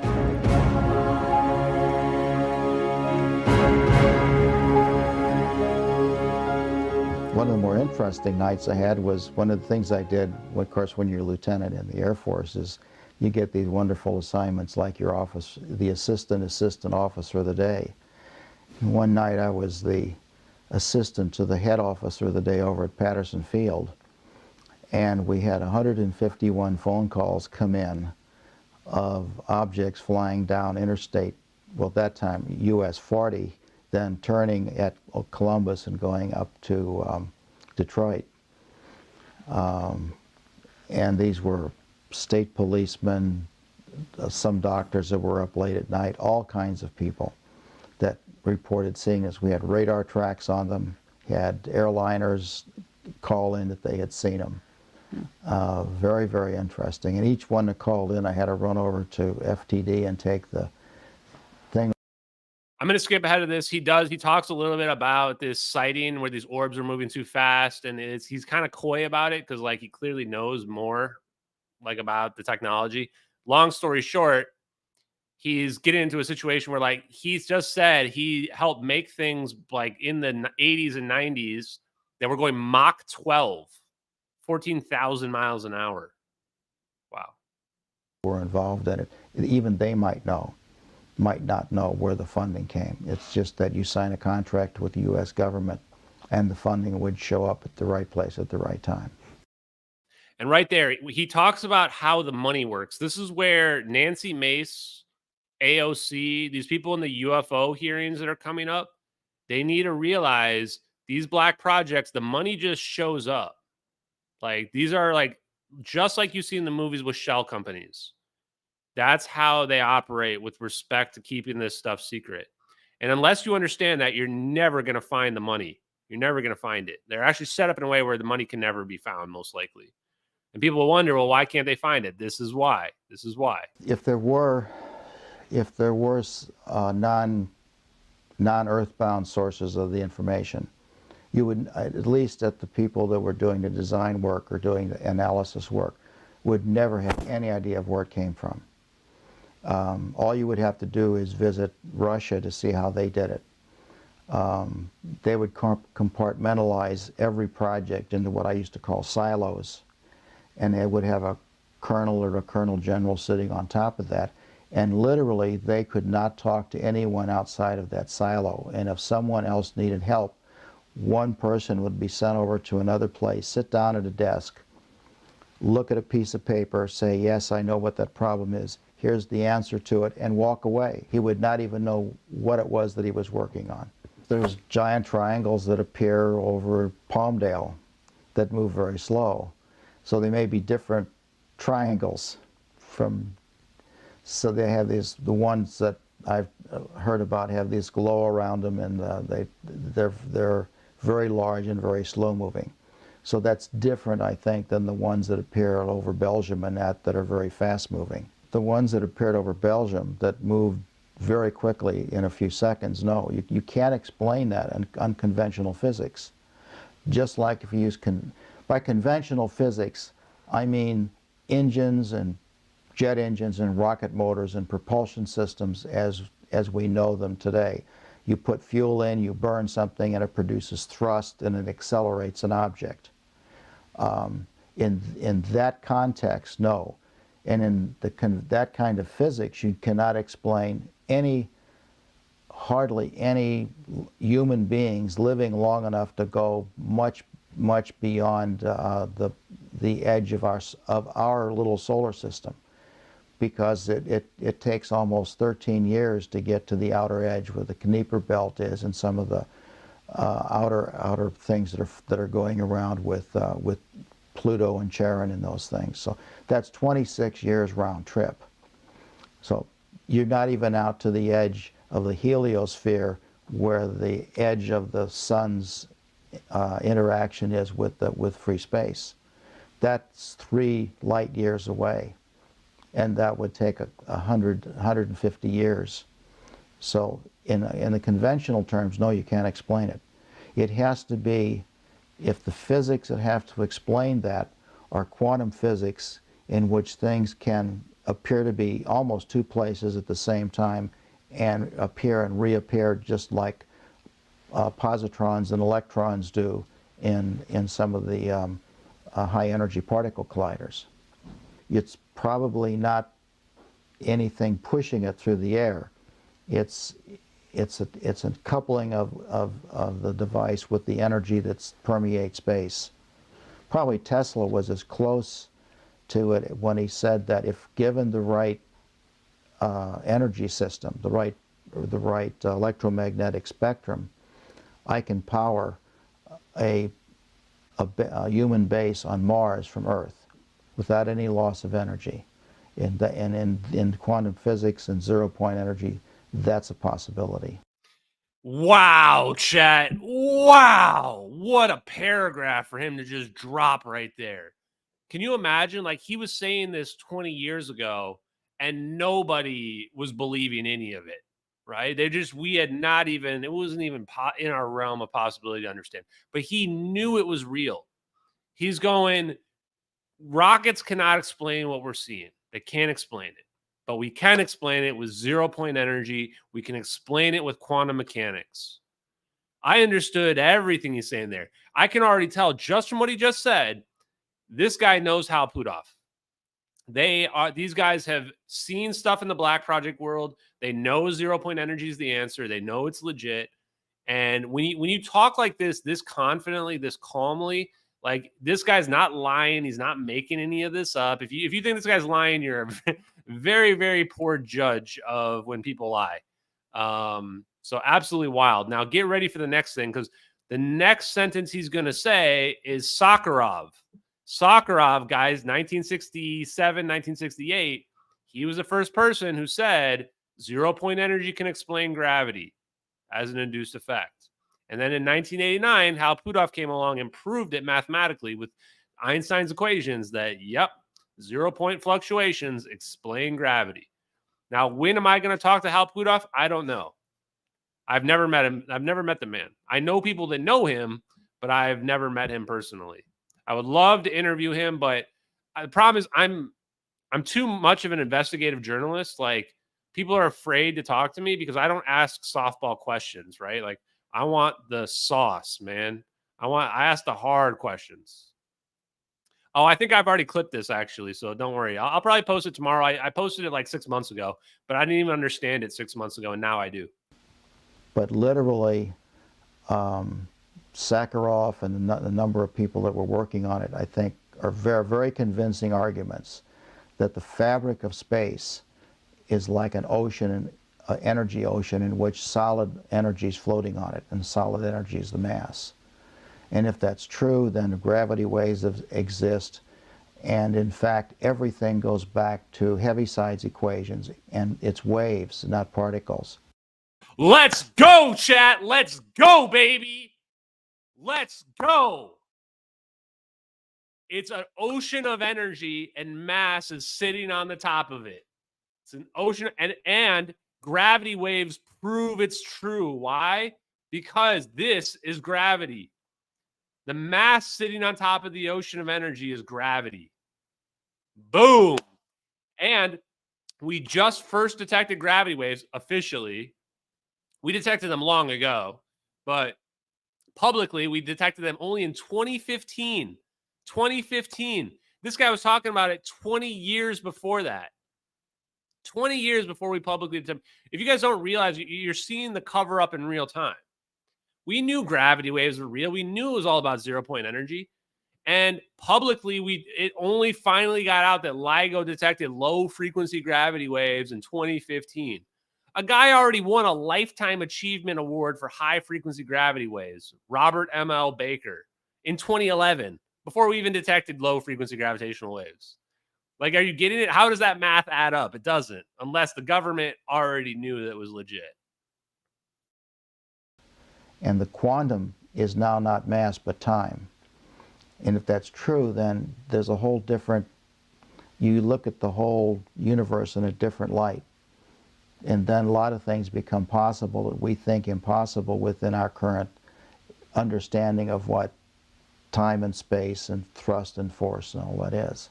If they come from the other part of the universe, if there are craft that travel, galaxies on the average are 10 million light years away. And even our galaxy is about 100,000 light years across. All of the conventional thrust and force mechanisms that we conceive of just won't work in terms of human time frames.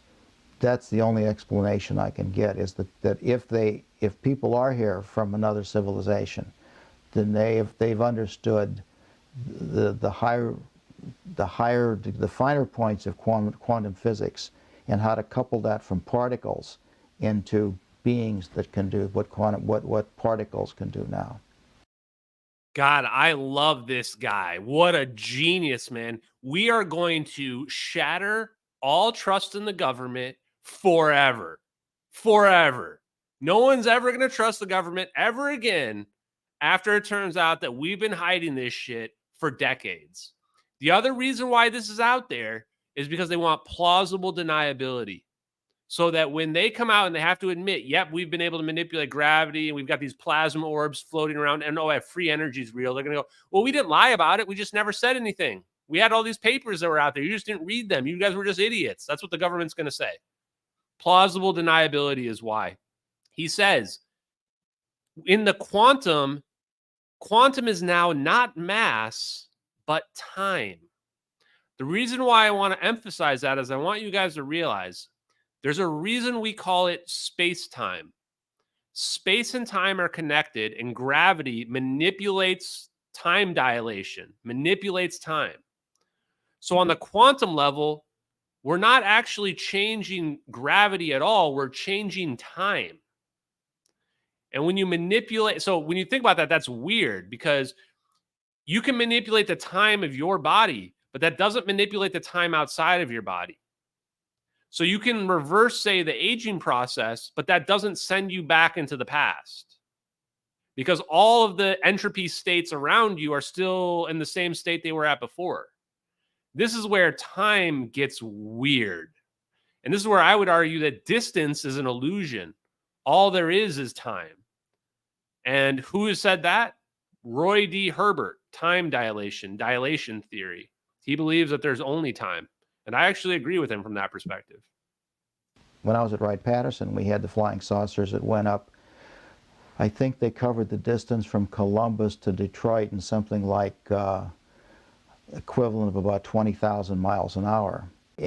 I don't think anyone in the ordinary aerospace business would have had any knowledge of what they were even talking about if you mentioned quantum physics or wormholes are the type of things we know now, because if you went to CERN and talked to the particle physicists, they would tell you certainly some of this was possible because they see it all the time. Where they think they see mass, they really see energy frozen in a time quantum, and what they're seeing is really a frozen bundle of energy, and it moves back and forth almost without any restriction. I thought there were enough credible stories. Frozen bundle of energy in time, a time crystal. Wow, I'm gonna have to look more into time crystal stuff. I thought I was like in the woo, but now I'm like, wait, maybe. That I may not be able to explain them, but they weren't phenomenon that were people's imagination. Whatever they saw was real, but I couldn't explain how it was real, what made it real. But I think they saw what they saw. Near St. Louis, there was a fairly... He's about to explain to you guys a wormhole. Get ready. Large triangular object seen, and it covered the distance down to South St. Louis. In some of its sightings, it was moving relatively benignly, but then it literally jumped about 20 miles in a couple of seconds. And I've received a lot of phone calls from the local newspapers and TV stations as how can that be? And I said, I don't know how it can be, except if you explain it through something like a quantum physics explanation of time and space, relationships that gave you time and space travel. But other than that, there's no way I know that I can put the biggest rocket engine I could think of on it. It still couldn't get there at that speed. And the noise and the sound you would make doing something like that would wake everybody up for 10 miles. And it made no sound at all. It starts out at hover and it literally almost disappears and pops over here. So it's not like a cartoon where it goes whoosh. It's almost like it disappears and comes up over here. At least the descriptions that some of the police officers gave to it. A lot of combat pilots routinely go up to 7 and 8 Gs, but that's a very specific direction. That's from your head downward along the axis of your spine. If you were to take that, what's called eyeballs in, which is when you accelerate, the force is this way, you literally would have your eyeballs compressed out of their sockets and you'd have brain damage. So the Gs to do that might be in the order of 1,000 Gs. So one thing I want to point out here as well is that great question by Flint. Well, why is there no film? Keep in mind that this is why it's so difficult to film it. If an object literally disappears here and it reappears here, how are you going to film that on your phone? You can't. You can't. And if it's not moving at superluminal speeds, if it's moving at subluminal speeds, less than the speed of light, it's just going to look like a normal object. You're not going to be able to differentiate it from a balloon or anything else like that.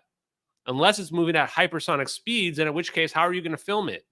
So now you start to see the problem of why we're not able to record these objects convincingly. This is why military footage, like what we have with the MH370 videos, is the best footage possible.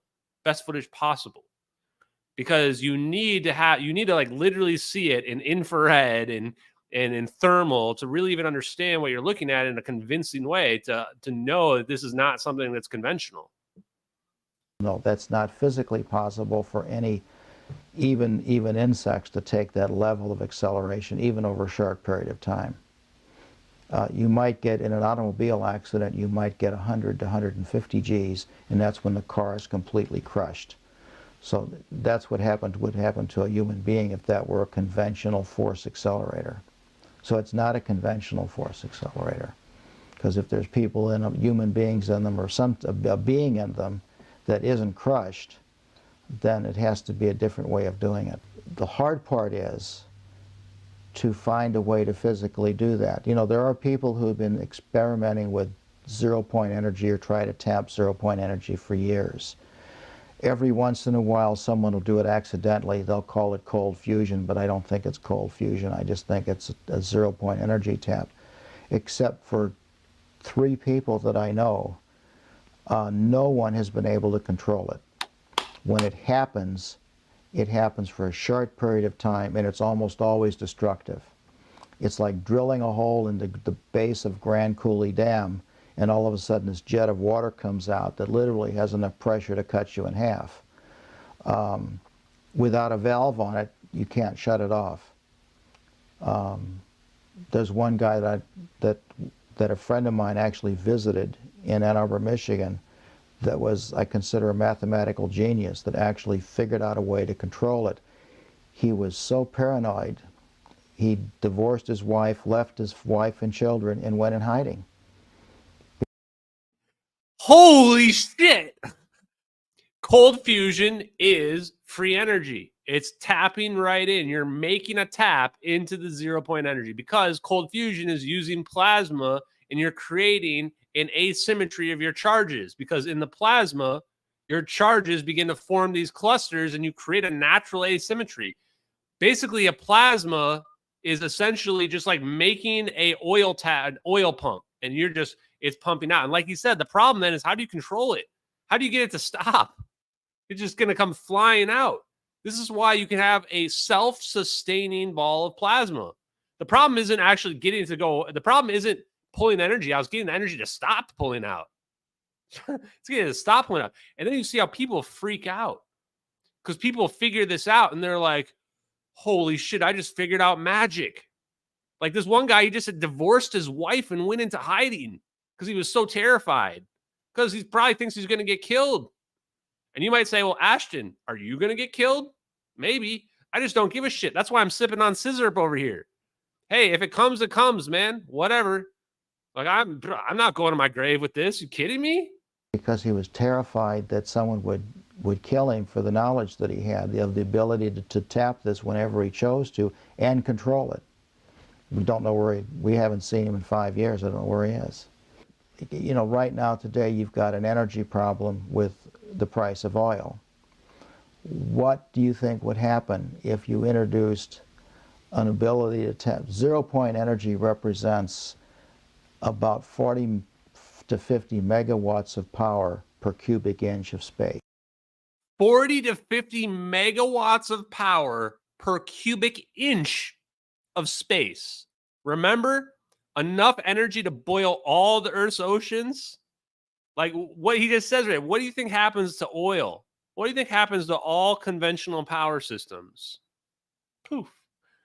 Remember we watched the video yesterday of Hal Puthoff talking about how they like did this number system to figure out like, should we have disclosure or not? Some old white people in a room just decide like, nah, it's going to be too disruptive. It'll destroy too much economies. People's brains will melt. So we're just no disclosure, right? These are part of the reasons why. That's a lot of power. That's 4,600 million watts of power. And if you could tap it at will, then no one would have to sell gasoline or oil anymore. You would just tap into it. It would be like taking and going out to the Great Lakes and taking out one drop and using it. You'd hardly miss it. And since it permeates the whole universe and it continually fluctuates as the matter and antimatter interact, it's not like it's a steady lake. It's a pool the size of the universe. So you'd never, for what we would use it for, you'd never even miss it. It's like taking one drop out of the ocean, and yet it's not even like that because your lake is the size of the universe. There's no way to drain this. Certainly not at the levels our civilization's at.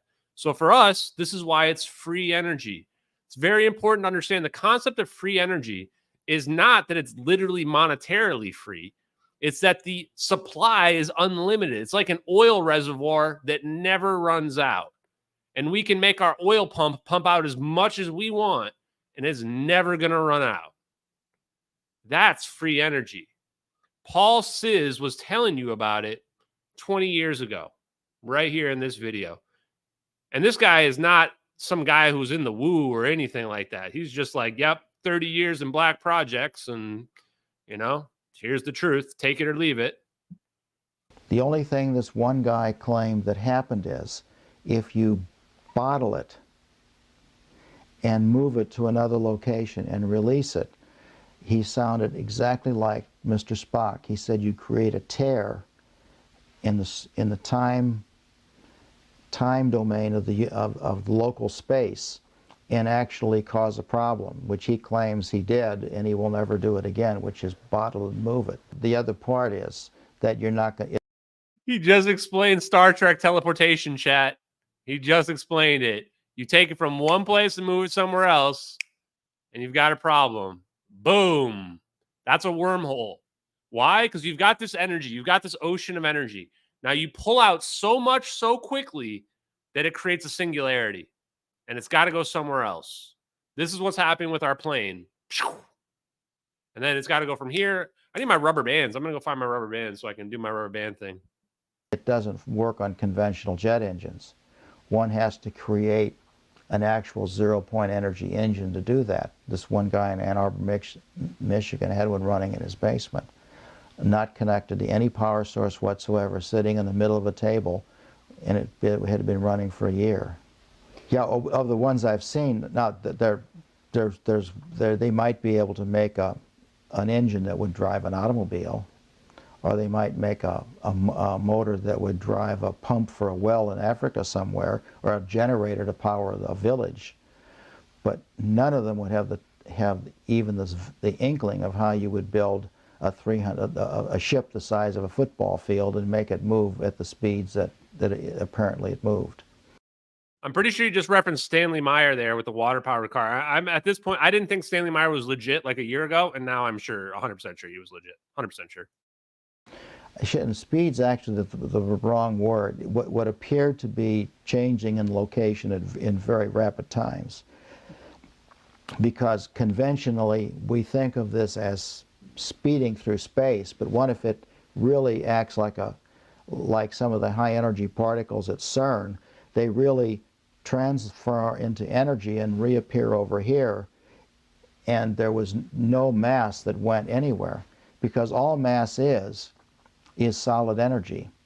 And if you find a way to move back and forth with that, the conventional wisdom is that a complex organic structure like us cannot transfer back and forth from energy to solid, but that's because we've never seen it done. What you represent is solid energy.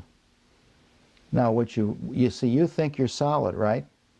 In fact, the distance between the atoms in your body are almost exactly relatively proportional to the same distance as the planets around the sun.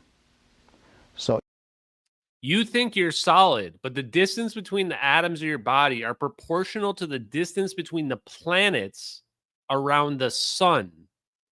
You're mostly empty space. We're just solid energy. And he explains the concept of going from solid to energy and back to solid again. This is the concept of macroscopic phase conjugation.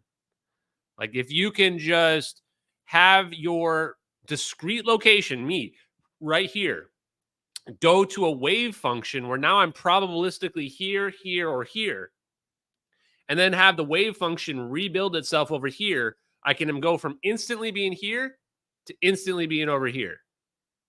This is teleportation. So there's potentially multiple ways to pull it off. And maybe they're the same and it's just a different way of looking at it. I'm not sure.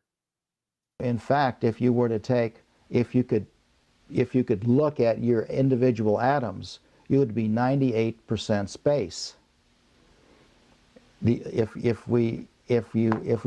were the equivalent of a neutron star, which is only the nucleus and the electrons compressed, you would fit on the point of a pin. So when you really get down to what you're made out of,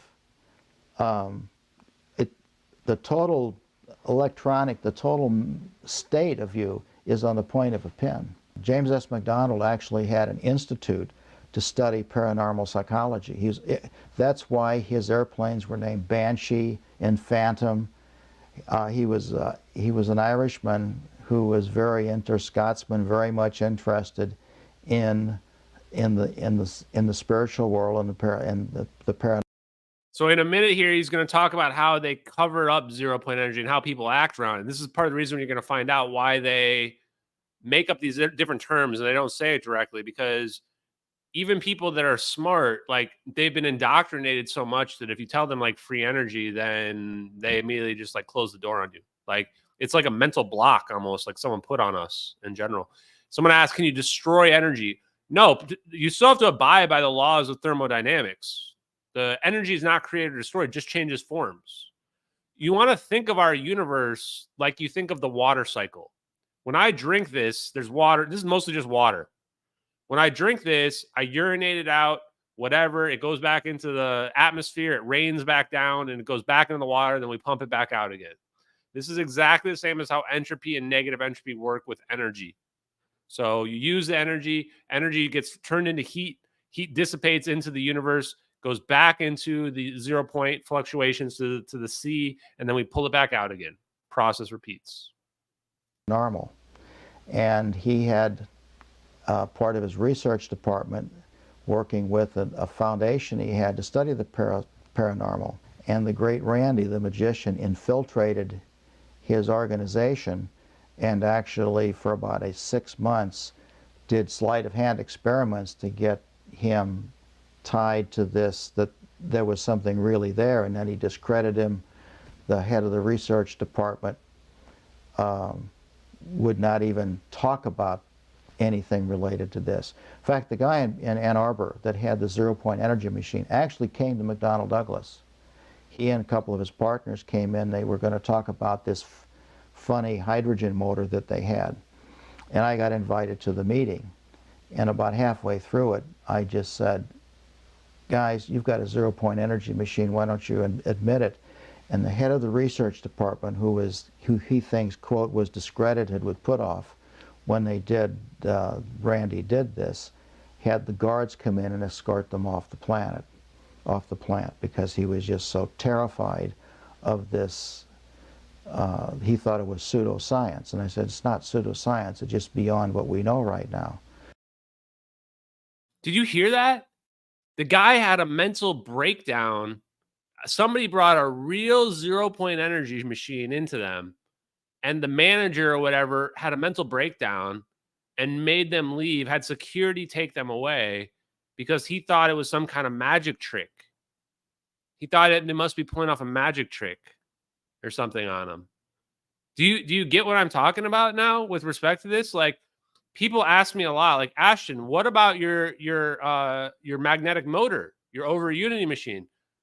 Well, really quickly, I realized, what's the point of having an over unity device when people are going to say it's fake, even if they see it firsthand for themselves? Because people are just going to say it must be a magic trick. I was taught that it's not possible. It literally, quite literally, breaks people's minds.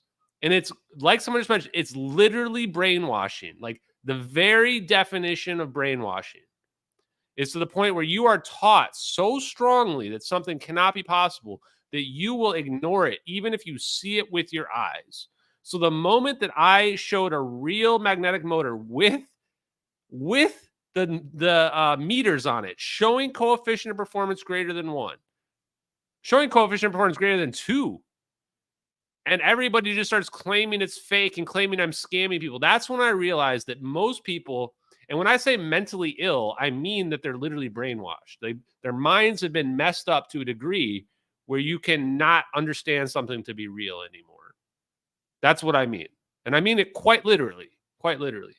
And we even saw this with Bob Lee. Bob Lee went on a 47-state tour showing off his over unity device. He got sued, and they had some guy who claimed to be an expert in thermodynamics. That's all it takes, right? This should remind you of something. They had a guy that says, I'm an expert in thermodynamics. That can't be real. I'm not even going to look at it. I'm just going to say it can't be real. I'm an expert. Does this remind you of anything? Like how the debunkers claim that VFX experts claim that the MH370 videos are fake? They're experts. They have to be right. Even though they're literally fucking idiots that don't understand anything about science, that aren't even really VFX experts, doesn't matter. They're experts. They're on YouTube. They must be experts. This is how retarded human beings are. It doesn't even matter if it's real. It doesn't even matter if you see it with your eyes. People just go, the experts told me it can't be real, though. And you go, what forensic analysis did they do? Did they actually look at the videos? Did they look at the overview device? No. They just told me it's not real. I'm a retard. My God, man. That's the world we live in, chat. So just keep that in mind. That's the world we live in. But anyway. And for the record, this is why I don't call myself an expert. But for those people that are the retards that need an expert to tell them, this is why I go, I'm literally the world's leading expert in the MH370 videos. There's nobody that knows more about those videos than I do on this entire planet. Nobody. That's just a fact. So if you're the 100 person that believes in experts, well then guess what? I'm the expert on the MH370 videos. Nobody can even come close. I don't believe in the term expert because I think that people should learn how to think for themselves. But there you go. Randy would always say, I can't measure it. And what I would say is I'm going to give him a ruler and I'm going to say, now I want you to measure the diameter of an atom. Or I want you to measure, what's the distance between quarks. And the answer is, well, that device isn't useful for doing that. So when he talks about radio instruments and electrodes and probes and says, well, I can't measure anything parapsychological, he may not know what is parapsychology. How do you measure it? The only people that I know that have come close are the Russians and their parapsychology institutes, most of which are all now defunct. Okay, so I think this is the last part. He's going to start talking about scalar waves now, too. Now he starts talking about scalar waves. Like, wow. No, I haven't blocked anyone tonight.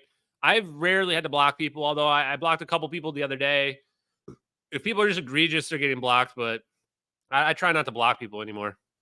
There's just not really a need to. I mean, I know the videos are real, so people want to cope however they're going to cope. Just chill is all I ask. But they had some very interesting twins that they were doing experiments with that they could find ways that they were measuring something was occurring between the two of them in their brains so they could actually know what the other one was thinking. And it's utterly amazing as to the spectrum of electromagnetics that are going on inside the brain. The Russians have done a lot with what's called scalar waves and different spectrum electromagnetics within the brain, and they're convinced that you could explain parapsychology if you could ever find out what it is that you have to measure to prove that it's occurring. But they just got to the edge of perhaps measuring something, but they really quite weren't sure what to do or how to do it. It's all based on physics, but maybe you haven't got, maybe it is scalar waves. If it's scalar waves, then you're in a whole nother avenue of physics, which are very controversial. Tesla was very, very much into those. The difficulty with Tesla is that when he passed away, J. Edgar Hoover came in and confiscated almost everything.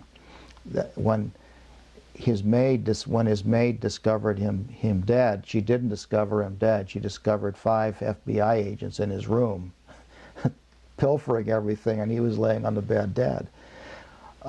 His nephew sued the U.S. government and won back, theoretically, all of his equipment, experiments, and records. There were theoretically 50 boxes. He got 45 of those in Belgrade. The other 5 are missing, and a whole bunch of stuff is missing. One of the guys did an experiment that he did in New Jersey, which was build a half-grounded antenna of a very unusual, different configuration. Everyone said it wouldn't work. But in 1934, he met one of Tesla's assistants who he worked with him in New Jersey, and he says, oh, well, you're hooking up wrong here, you hook it up like this. So in a rainstorm in Massachusetts, they hooked a little 10-watt receiver transmitter up, and the other guy went 50 miles away on the other side of a mountain. And in a rainstorm, they held a conversation over that antenna system without any noise, static, or anything else on it. We also found a record of a submarine that was in the Mediterranean in 1917, 1918. If you don't know, it should not be possible to communicate electromagnetic waves through salt water. So the reason why he's bringing this up now is he's saying, like, one of the big issues is having electromagnetic waves try to transmit through salt water. You need a communication device to be able to communicate with submarine. So the rub here is it shouldn't be possible, but longitudinal waves through the ether, scalar waves. Who has a scalar wave patent? We're going to get back to that. And Tesla in New Jersey put one of these antennas in the ocean, right off the coast and on the shore. And he's holding a conversation with the captain of the submarine. And one of the guys actually dug out of the Navy records the log of the submarine, and it essentially says, some idiot who's claiming he's in New Jersey talking to me must be absolutely crazy, because I know I'm 100 feet underwater and no one can be talking to me from New Jersey. And he had the matching language in his records, in his logbook, Tesla's logbook. How awesome is that? It's like this guy had created a scalar communication device. Now, who has a scalar communication device, chat?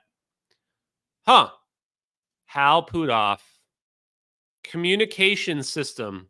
It's been approved 5 different times. Communication method and apparatus with signals comprising of scalar and vector potentials without electromagnetic fields. Well, that's interesting. Proved 5 different times. Let's just read this part. A communication system using vector and scalar potentials is disclosed. The system uses field-free potentials signaling for many applications where the absence of shielding effects in seawater, plasma, or other dense media due to the fact of the absence of E, which is electric, and B, magnetic fields, eliminates the possibility of induced charge and current response in the media being transited. This is a gravitational wave communication system. Notice how plasma actually also disrupts EM waves as well. So how do you communicate through seawater and plasma? Gravitational wave communication device. Hal Puthoff has it approved 5 different times. That's a coincidence. So what was that? You know, people say, oh, it was an accident. It was a coincidence. It was an inversion of the Watt layer over here. You know, there are a lot of things we can't explain that people have actually done. Back when I was a young engineer at McDonald in the 60s, we routinely designed for the Air Force and the Navy airplanes that flew at Mach 4.5 and 6. The Vietnam War interfered with most of that, but we had running engines that would fly Mach 6 easily. We actually had tested engines that would fly the Mach 12 airplanes. We had engines that would fly Mach 12 in the 1960s. Are you guys getting it yet? Now you can actually put a time frame together of the science and technology. We understood that plasma had this weird property where it would reduce drag and would allow our craft to actually propel forward. And eventually you just figure out, oh, it's based on 0-point energy. The plasma is interacting with the 0-point energy, pulling energy out of it, reducing the inertia, and it's basically causing a path where we're just falling into it without even having to use any propulsion at all. And then eventually we figure out, well, why do we even have a craft Why bother with a spy plane? Just do the plasma. Just have the plasma float freely. And once you have computer systems that can communicate with it, because you use a gravitational communication device to communicate with the plasma, now we can remotely control the plasma with a quantum computer or even just a regular computer, whatever we want. In fact, in 1966, a fellow by the name of Bill Escher, he's still alive working for SAIC in Huntsville, had on a test stand an engine that was, now we can't fly at Mach 8 in a wind tunnel, but we can duplicate the pressure and temperature that the engine would see if it were attached to an inlet, which is what he did. And he actually ran an engine that got within 5% of predicted performance of an airstream that duplicated Mach 8 conditions at about 120,000 feet, and it ran for about 20 minutes. That was all the air supply he had. 1966. And we were convinced we could build them then. What's fascinating is I got to see the X-33 a couple weeks ago, and they had this new breakthrough of this new shingle technology that allowed the inside of the airplane to be room temperature, cold, with these shingles that reflect the heat. They look exactly, now they're a little bit thinner because they have a little bit better materials, but we built exactly the same structure in '65 and tested it to Mach 12 conditions. Dude, he's just like, we built this in 1965. 1965? That was 60 years ago, man. 60 years ago. This is a long time. We've been censoring zero-point physics, zero-point energy physics for at least 60 years, probably more like 80. Probably more like 80. This was 1965 was before Sakharov even said that zero-point energy explains gravity. So it's like, you can tell we figured out how it works before the physics even caught up. And this is why you have physics and you have engineers. And the physicists are trying to follow the math to get to the answer. You want to be talking to the engineers, because the engineers are like, we created some crazy shit. We got to explain why it works now. And this is why it's so important that if you want to be a pro at this, you have to be a physicist and you have to be an electrical engineer. You have to be both. If you're just a physicist, like a lot of these influencer physicists, you can never understand it because you're too stuck on what does the math tell me. We need to say, what does reality show me? And then I'm going to update the math to be reflective of reality. Almost the same standoffs, a little bit more elegant than what we had because they have a little more elegant materials these days. But we were convinced we could do it then. People laugh at you and say, well, no, you couldn't, or no, it's impossible. We're not going to do that because it's risky. But no, it wasn't risky, and yes, it could be done. All it takes is a dreamer. See, can you imagine the Wright brothers if one was a lawyer and one was an accountant? Why are you going to build a stupid airplane for? It only carries one person. Who's going to buy it? What kind of profit margin are we going to get? God, we got 40% on bicycles. Why are we doing this for? Think of the liability. Everybody can sue us. It's a bad idea. Yeah, let's not do it. As long as we have that opinion, we're stuck.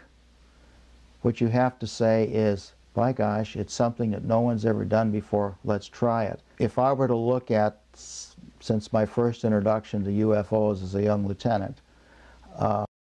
Okay, guys, pay attention.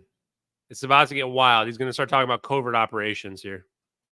To today, I would say you have to look at, first of all, I believe there's a large number of covert projects that go on in the United States that none of us are ever aware of.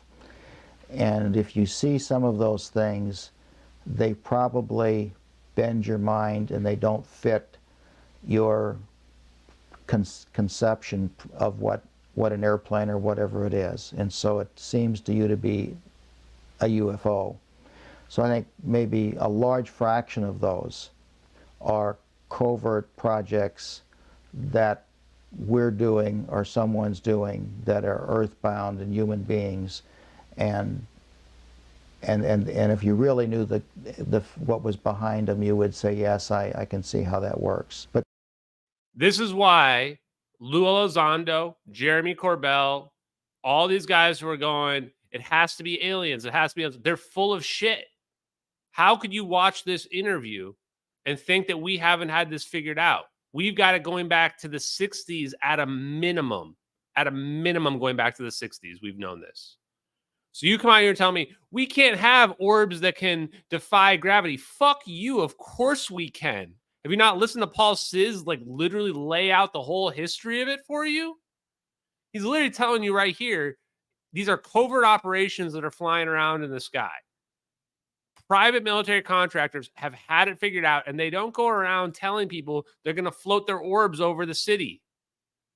There you go. We have gravity manipulation. It's all explained by 0-point energy.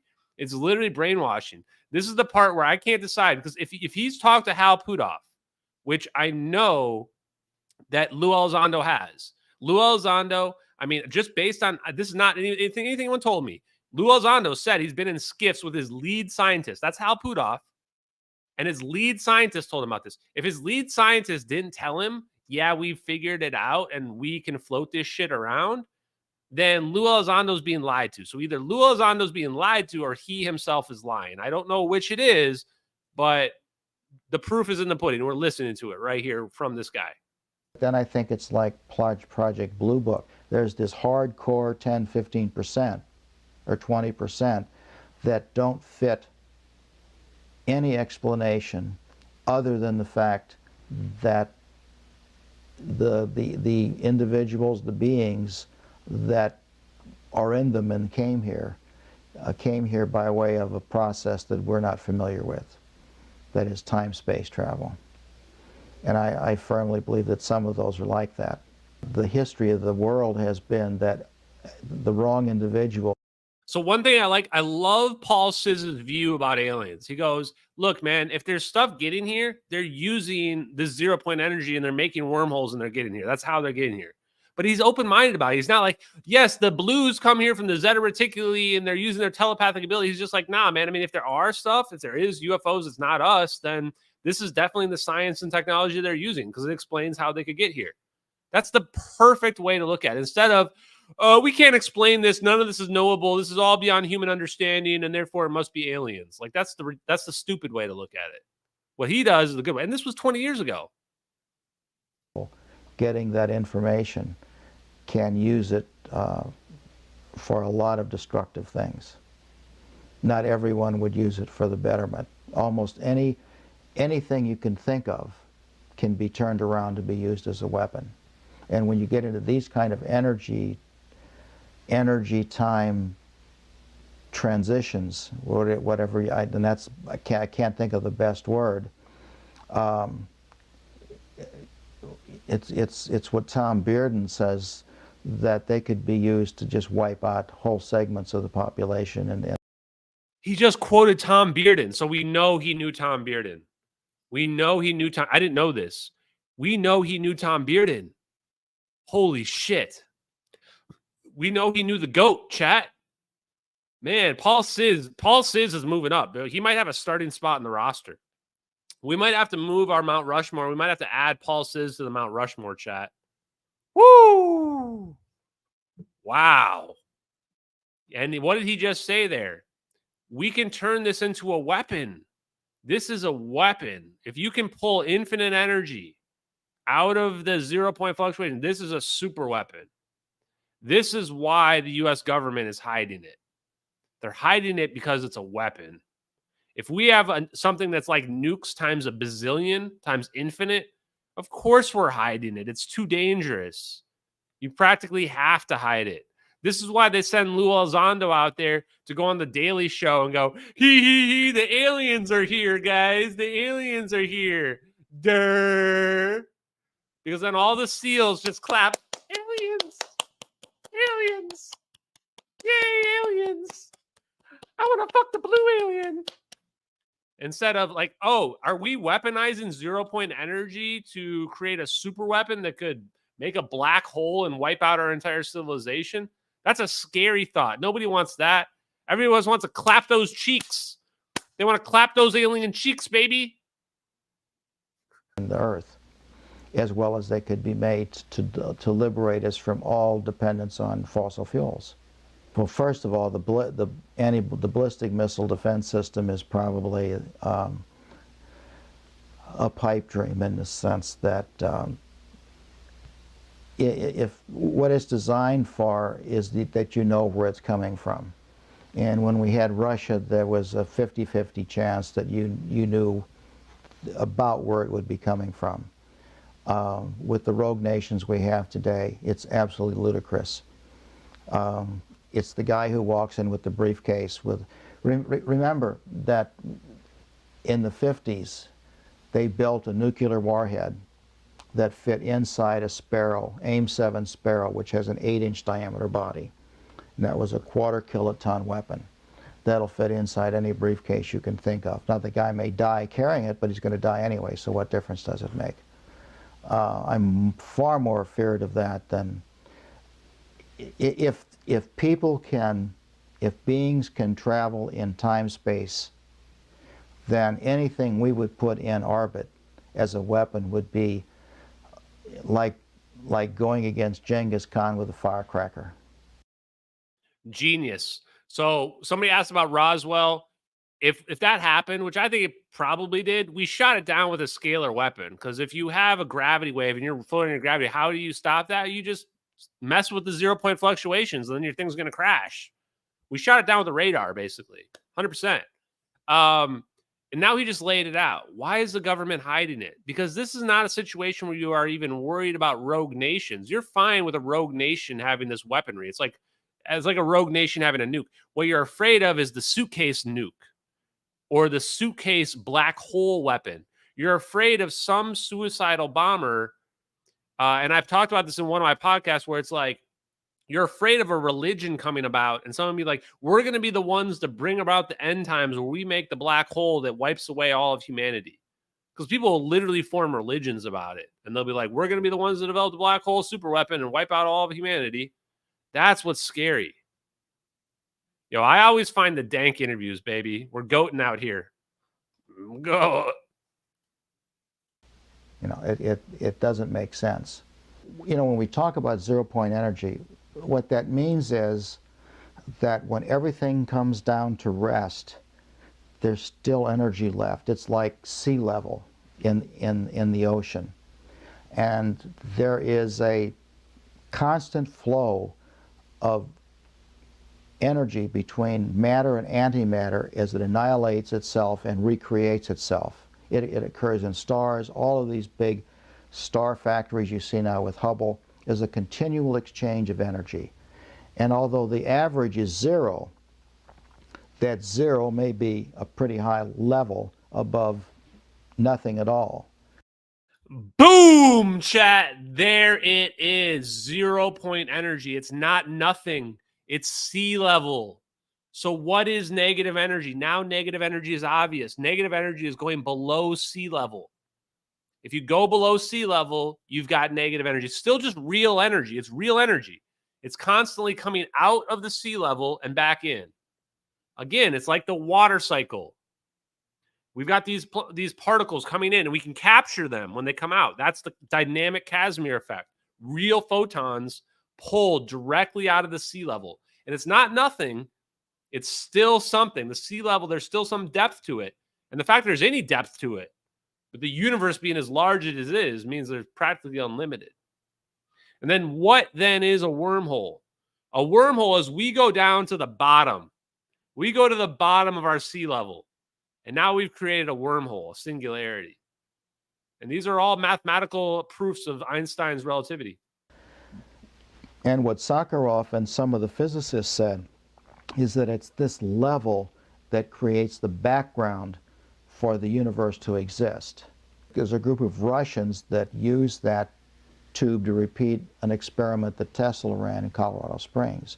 When he ran it, he actually he tapped so much energy that the electric energy flowed back through the wire and actually destroyed the power station at Colorado Springs. And when the Russians repeated it at Moscow Aviation Institute, they blew up the 1 megawatt power station at MAI. This was 1980. when I got involved in space again with Sandy McDonald and we started what eventually became National Aerospace Plane, I met a group of Russians over in England at a conference, and one of them had been involved in transmitting energy from an antenna on the ground to a satellite in orbit back down to Moscow with only about 10-15% losses.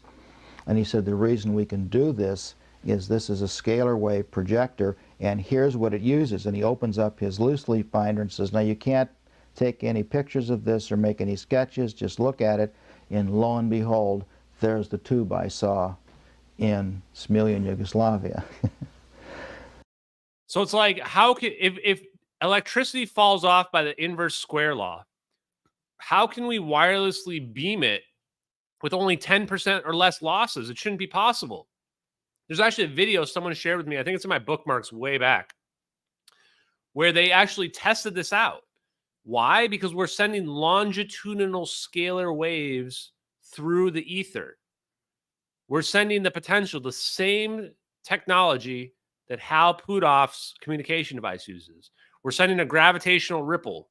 And so this is how we can then cause energy to appear at distance using interferometry, crossing the streams, just like Tom Beard mentioned. That's what he's discussing right here.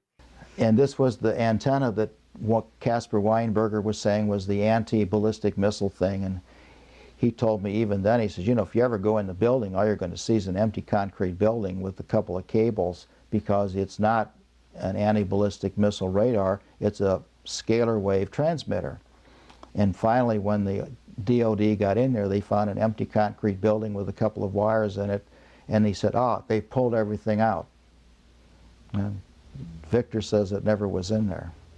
So they actually, he claims he transmitted up to 10 megawatts of power from this station to satellite to Moscow and got about 8.5 to 9 megawatts of power back received in Moscow. So they were on the verge of understanding how you do some of these unconventional things. But all of that is now gone. I don't know where he is. He lost his job. His institute disappeared.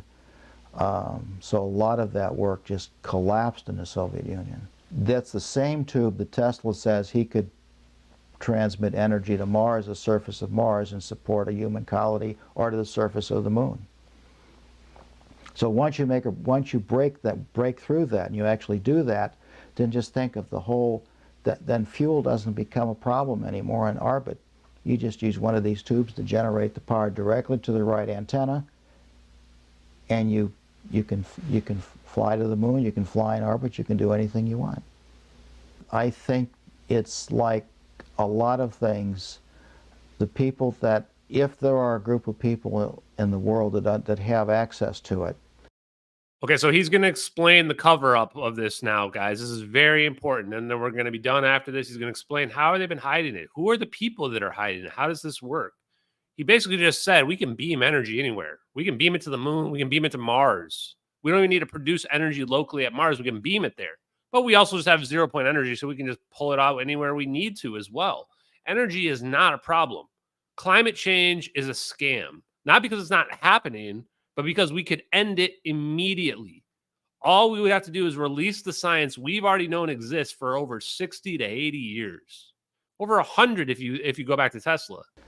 I don't think they know how to let go of it because they're afraid who's going to get their hands on it.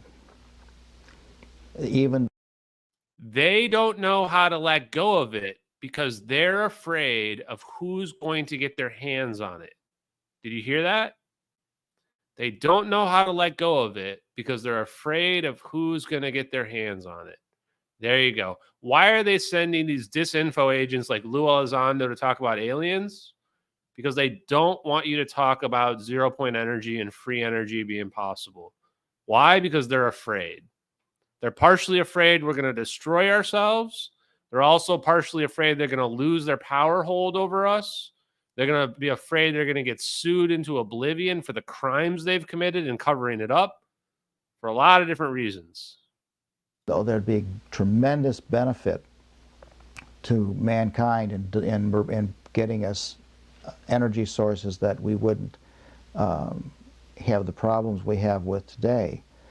They're also worried about that somebody could take that same energy source and do the equivalent of what they did with the coal, of instead of blowing a hole inside, just obliterating the whole ship.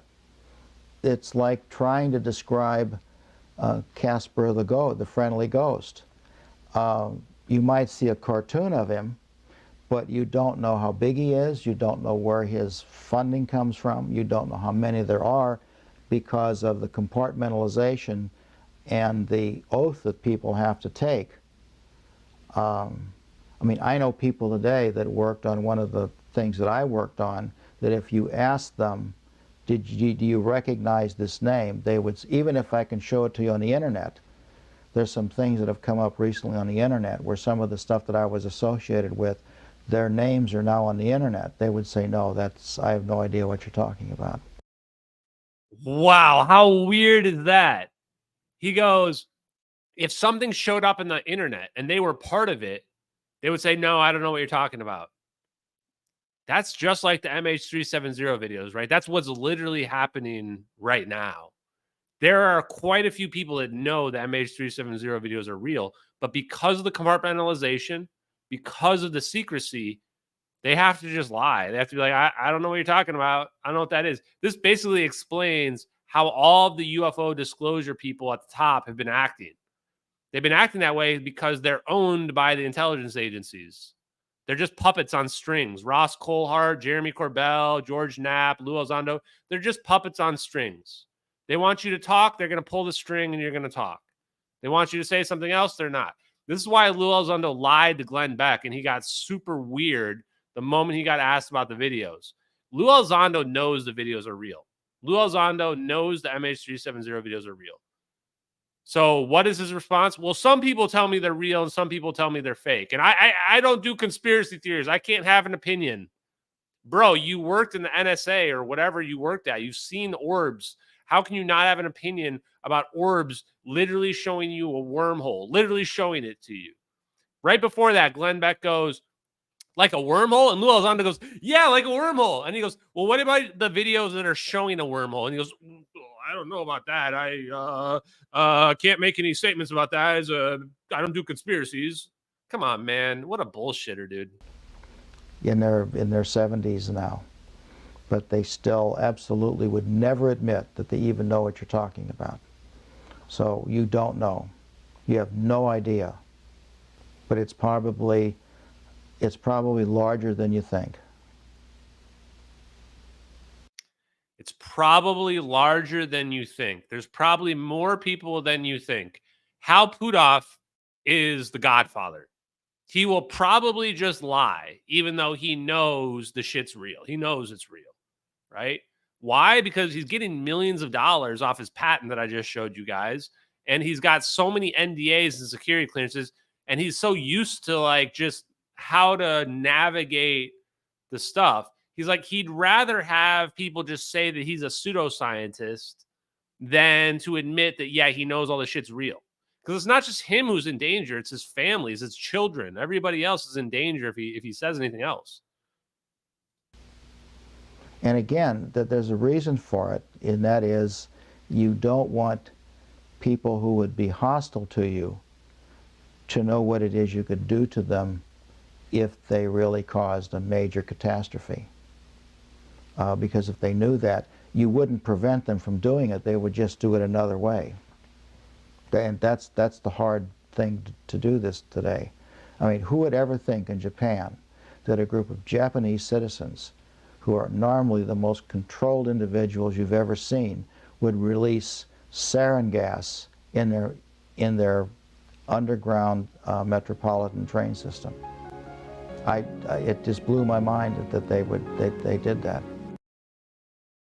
So then you realize, like, we are capable of doing evil acts, especially to cover up stuff that we did that was evil as well. We are cave people.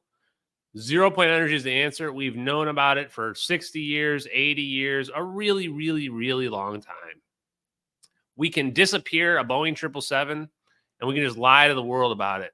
And if you ask any normal questions about how a Boeing 777 can just disappear off the face of the earth in 2014, they call you a conspiracy theorist. If you dig up all the science about how it all works and how orbs can teleport a plane, they say you're crazy. This has been debunked. They say VFX experts said it can't be real. Did they do any forensic analysis? No. They did zero forensic analysis. They read off a forum. They read off of Reddit. And so therefore this proves this can't be real anymore. These people are deeply mentally unwell. And a lot of people are in that situation where it's just like the Matrix. They're sheep that aren't even really conscious, and they're in a situation where they just absorb whatever bullshit they're told to think, and they're going to live their fake lives out, running through the motions, pretending to be living when they're not even really living. That's the world we live in, chat. So do your best to let people know about the information, about the videos, about zero-point energy, about the science. Wake people up, but don't do so in a hostile way. You just wake up the people who are ready to be woken up. And eventually we'll get to a point where we can be in Star Trek world. I think just having this conversation, just having this stream tonight helps push us forward a little bit more as well. So you guys have a great night, guys. I love you, MH370X. Peace out. Have a good one, guys.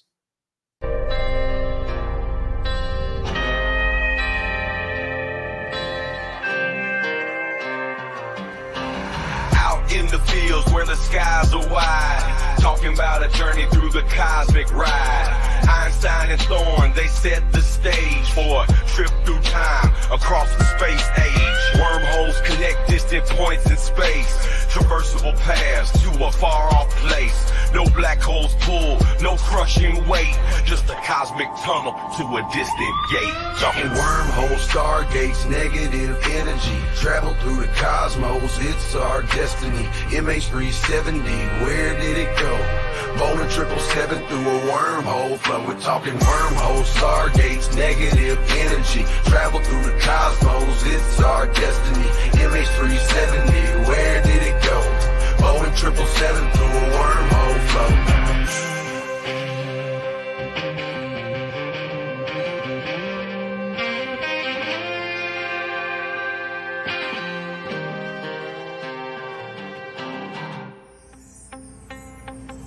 Exotic matter, negative energy's the key to stabilize the wormhole for you and me. Quantum vacuum squeeze so tight, creating conditions for this wondrous flight. Static fields and lasers in the lab they play, generating forces in a new kind of way. Gravitational squeezing, Casimir's force, negative zones we need to stay the course. Talking wormholes, stargates, negative energy, travel through the cosmos, it's our destiny. MH370, where did it go? Boeing 777 through a wormhole flow. Thin shell formalism plates so fine, spherical geometry we realign, energy conditions that we must defy. For a stable wormhole, let's give it a try.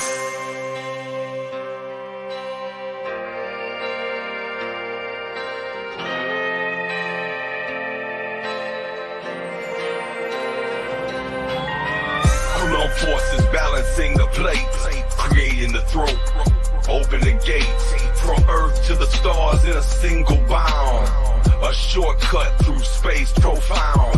Engineers and dreamers hold the key to future worlds and what we could be.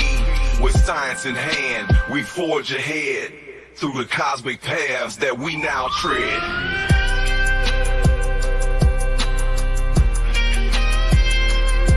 We're talking wormholes, stargates, negative energy, travel through the cosmos, it's our destiny. MH370, where did it go? Boeing 777 through a wormhole flow. From the fields to the stars, we break the chains. Understanding the universe, we make the gains. Lil Hula Crunk shines, bringing truth to light. Through his music, we'll explore the night. With wormholes and stargates, our path is clear. Exploring the cosmos, our future's here.